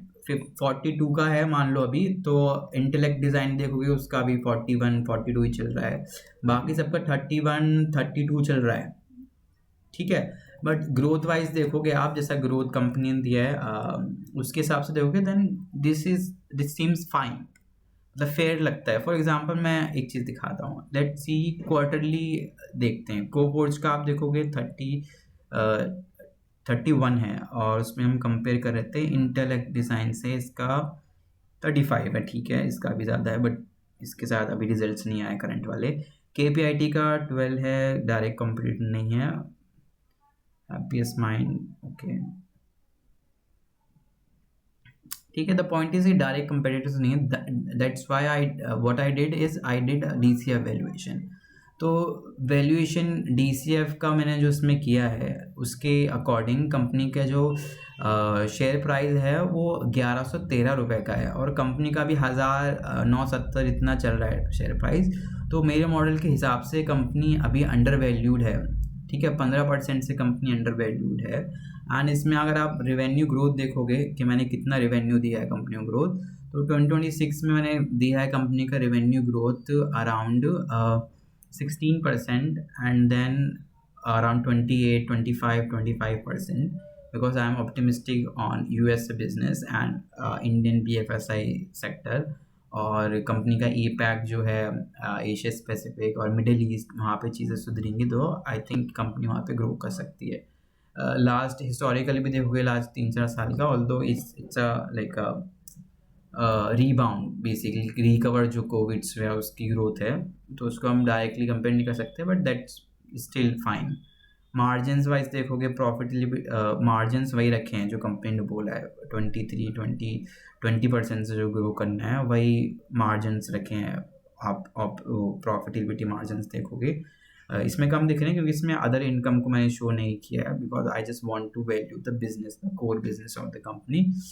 तो उसकी ये सारी चीज़ें देखोगे आप, एंड बहुत ज़्यादा ऑप्टिमिस्टिक नहीं रखा है इससे मैंने, इससे बहुत लाइक बेस टू ऑप्टिमिस्टिक रखा है। ठीक है, इसमें आप रेवेन्यू मॉडल देखोगे, I do not want to go like deep in this, complicated थोड़ा सा, बट ठीक है, मैं आपको इस बारे में ज़्यादा नहीं दिखाता हूँ। जस्ट द पॉइंट इज़ कि DCF वैल्यूएशन के उसमें चलते हुए इसका जो वैल्यूएशन है वो 1113 का आता है, अभी शेयर 1000 या 970 रुपये है। ठीक है, अंडर वैल्यूड है।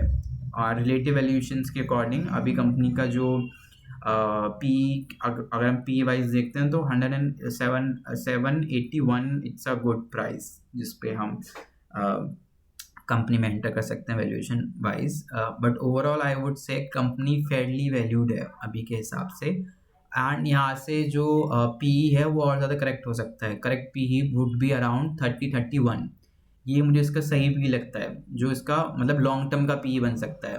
ठीक है, जैसे अभी TCS जो है वो 20 पे कर रहा है, ओके, TCS 20-25 इन सब पे कर रहा है क्योंकि मिच्योर है उनका, जो रेवेन्यू ग्रोथ है, प्रॉफिटेबिलिटी ग्रोथ है वो बहुत कम हो गई है, that's why they are like 20 के पी पे ग्रो कर रहे हैं। बट न्यूजन में और इन सारी कंपनीज में बहुत ज़्यादा पोटेंशियल है अभी, that's why they are trading at 42 double के पी पे जो इन्फोसिस का है, ठीक है। तो व्हाट आई थिंक अभी जो करंटली मार्केट लास्ट 2-3 क्वार्टर में स्लो डाउन हुआ है ग्रोथ में, जैसे मैं करंटली दिखाता हूँ आपको, ये थोड़ा जो स्लो डाउन देखने को मिला है ये लास्ट 2 क्वार्टर में स्पेशली, तो दैट्स वाई आई थिंक थोड़ा सा डी रेटिंग और हो सकता है, कंपनी थोड़ा सा यहाँ से और ज़्यादा उस पर जा सकती है लाइक कंसोलिडेशन पे। बट नेक्स्ट 6 महीने जो हैं, मतलब नेक्स्ट 2 क्वार्टर जो हैं वो बहुत ज़्यादा क्रूशियल हैं कंपनी के देखने के लिए। लास्ट में let's do one more thing, इसका शेयर प्राइस भी देख लेते हैं, शेयर प्राइस देख लेते हैं थोड़ा टेक्निकली भी कंपनी को, ठीक है। तो लेट्स सी कंपनी का डेली चार्ट लगाता हूँ मैं। तो देखो हुआ क्या है कंपनी में बेसिकली, तो ये यहाँ तक तो कंपनी के प्रॉफिट बहुत तगड़े करके बढ़े हैं, जैसे आपको इसमें भी दिख रहा है। ये 2025 दिसंबर तक ले लो, 2025 के दिसंबर जनवरी तक कंपनी के प्रॉफिट 20% से, सेल्स 20% से बढ़ी है हर क्वार्टरली बेसिस पे, वाई बेसिस पे देखेंगे। बट ये सितंबर के बाद से थोड़ा स्लो डाउन स्टार्ट हो गया था जब ट्रम्प पावर में आया था, ट्रेड वॉर, टैरिफ्स एंड उसकी वजह से ये सब स्टार्ट हो गया था। तो यहाँ पर यूएस की growth, then middle east oil crisis and ये सारी चीज़ें हुई थी, देन यहाँ से ये क्वार्टर बिगड़ना स्टार्ट हुए, और ये this was the worst quarter, ये आप पूरे उसमें देखते हो लास्ट के 12 क्वार्टर्स में, तो this was the worst quarter जहाँ पे कंपनी का शेयर प्राइस गिरा, ठीक है। तो देखो फंडामेंटल्स एंड प्राइस कैसे एक साथ चलते हैं, ठीक है, तो वो देखने को है। एंड यहाँ पे भी देखोगे आप जनवरी में हाई बनाया कंपनी ने 1801 का, और वहाँ से अगर आप देखोगे करंटली जो ट्रेड कर रही है कंपनी, वहाँ से अभी कंपनी ट्रेड कर रही है 970 और 40-45% का क्या है। लास्ट अगस्त से, अगस्त सितंबर अक्टूबर, लास्ट 3 महीने से कंसोलिडेशन फेज में है कंपनी, एंड इसमें जो सपोर्ट बनना है कंपनी का वो है अराउंड यहाँ 820 पे इस स्टॉक का सपोर्ट बना हुआ है। जैसे यहाँ पर भी, यहाँ पर सपोर्ट आया था, देन उसके बाद दोबारा से कंपनी का स्टॉक बढ़ा। यहाँ भी आपको देखने को मिलेगा एक यहाँ कैंडल बनी है नीचे इसके, देन उसके अगले दिन ही ऊपर कंपनी ने स्टॉक ने अपवर्ड मूव दिखाया है। तो दैट्स द थिंग, 820 पे कंपनी का वो है सपोर्ट है, और अगर आप करंट लेवल से देखते हो, अगर आप इसमें 15-20% का, ठीक है, अभी करंट इस पर, एंड जो फेज़ है इसका वही है, इसमें इस पॉइंट में बहुत ज़्यादा कंपनी ट्रेड की है 920 से 820 के बीच में लास्ट 3 महीने में, and this is the consolidation phase. अभी बीच में ये जो लास्ट क्वार्टर आया उसके अगले दिन कंपनी का एक दिन में 11% से स्टॉक प्राइस बढ़ा था।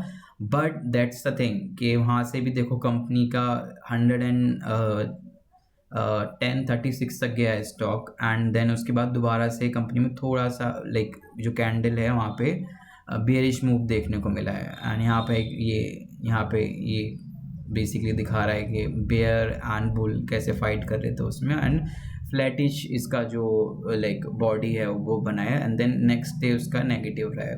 Okay, so this is the fighting के ये जो ऊपर ये कंपनी ने ब्रेकअप दिया है ये कितना सस्टेन कर पाएगा टेक्निकली। एंड यहाँ पर देखोगे आप ये थोड़ा बाइंग जोन दिखा है यहाँ पर 2 दिन में, इवन यहाँ पे भी काफ़ी अच्छा बाय हुआ है, देख रहे हो आप, मतलब 11 दिन का मूव दिया, उसके अगले दिन भी जो हुआ है बाइंग अच्छा हुआ है कंपनी में, ठीक है। तो ये सारी चीज़ें हैं इसमें, एंड कंपनी का अगर टेक्निकली आप देखोगे तो ये देखना बहुत ज़रूरी है आपके लिए कि दोबारा से इस कंसोलिडेशन फेज़ में स्टॉक आता है या फिर यहाँ से कंपनी और ज़्यादा ऊपर बढ़ सकती है, but that totally will depend on next 6 months.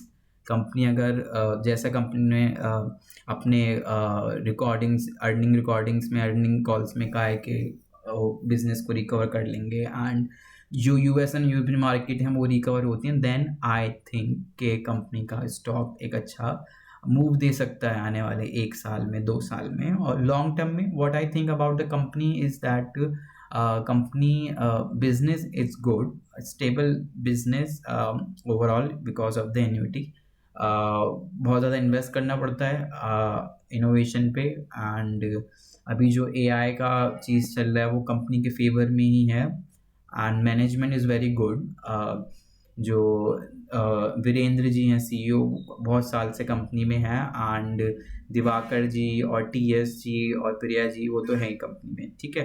तो दैट्स द थिंग, वो होल टाइम डायरेक्टर हैं, और even independent director and non executive directors जो हैं कंपनी के, वो भी they are very qualified, like some of them are from NASSCOM, like कुछ कुछ उसमें से किसी कंपनी के एग्जीक्यूटिव रह चुके हैं, बड़ी बड़ी कंपनीज के। So that thing, I'm totally like, I believe on the leadership qualities that we have in this company. That's the plus point. But this consolidation phase, आपको you have to look. So that's it from my side, guys. Please let me know पूरा analysis आपको कैसा लगा।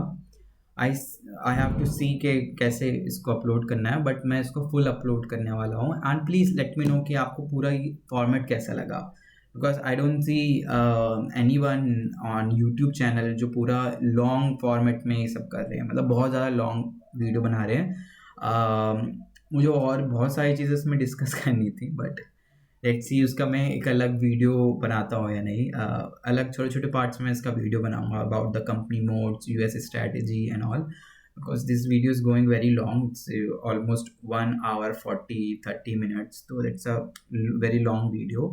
So that's it from my side. Please let me know in the comment section के video कैसे लगा, अगर आप अभी तक स्टे की हो, and let me know how I can improve this, कौन कौन सी चीज़ें हैं जो आप सोचते हो न्यूज के बारे में, और कैसे we can improve like each other's like analysis and all, आप अपने views दो and I'll give my views on stocks and all. So that's it, guys. Thank you so much for watching this video. If you like this, please share with your friends, and subscribe to the channel, and comment करना ना भूलें, like करना ना भूलें. Thank you so much.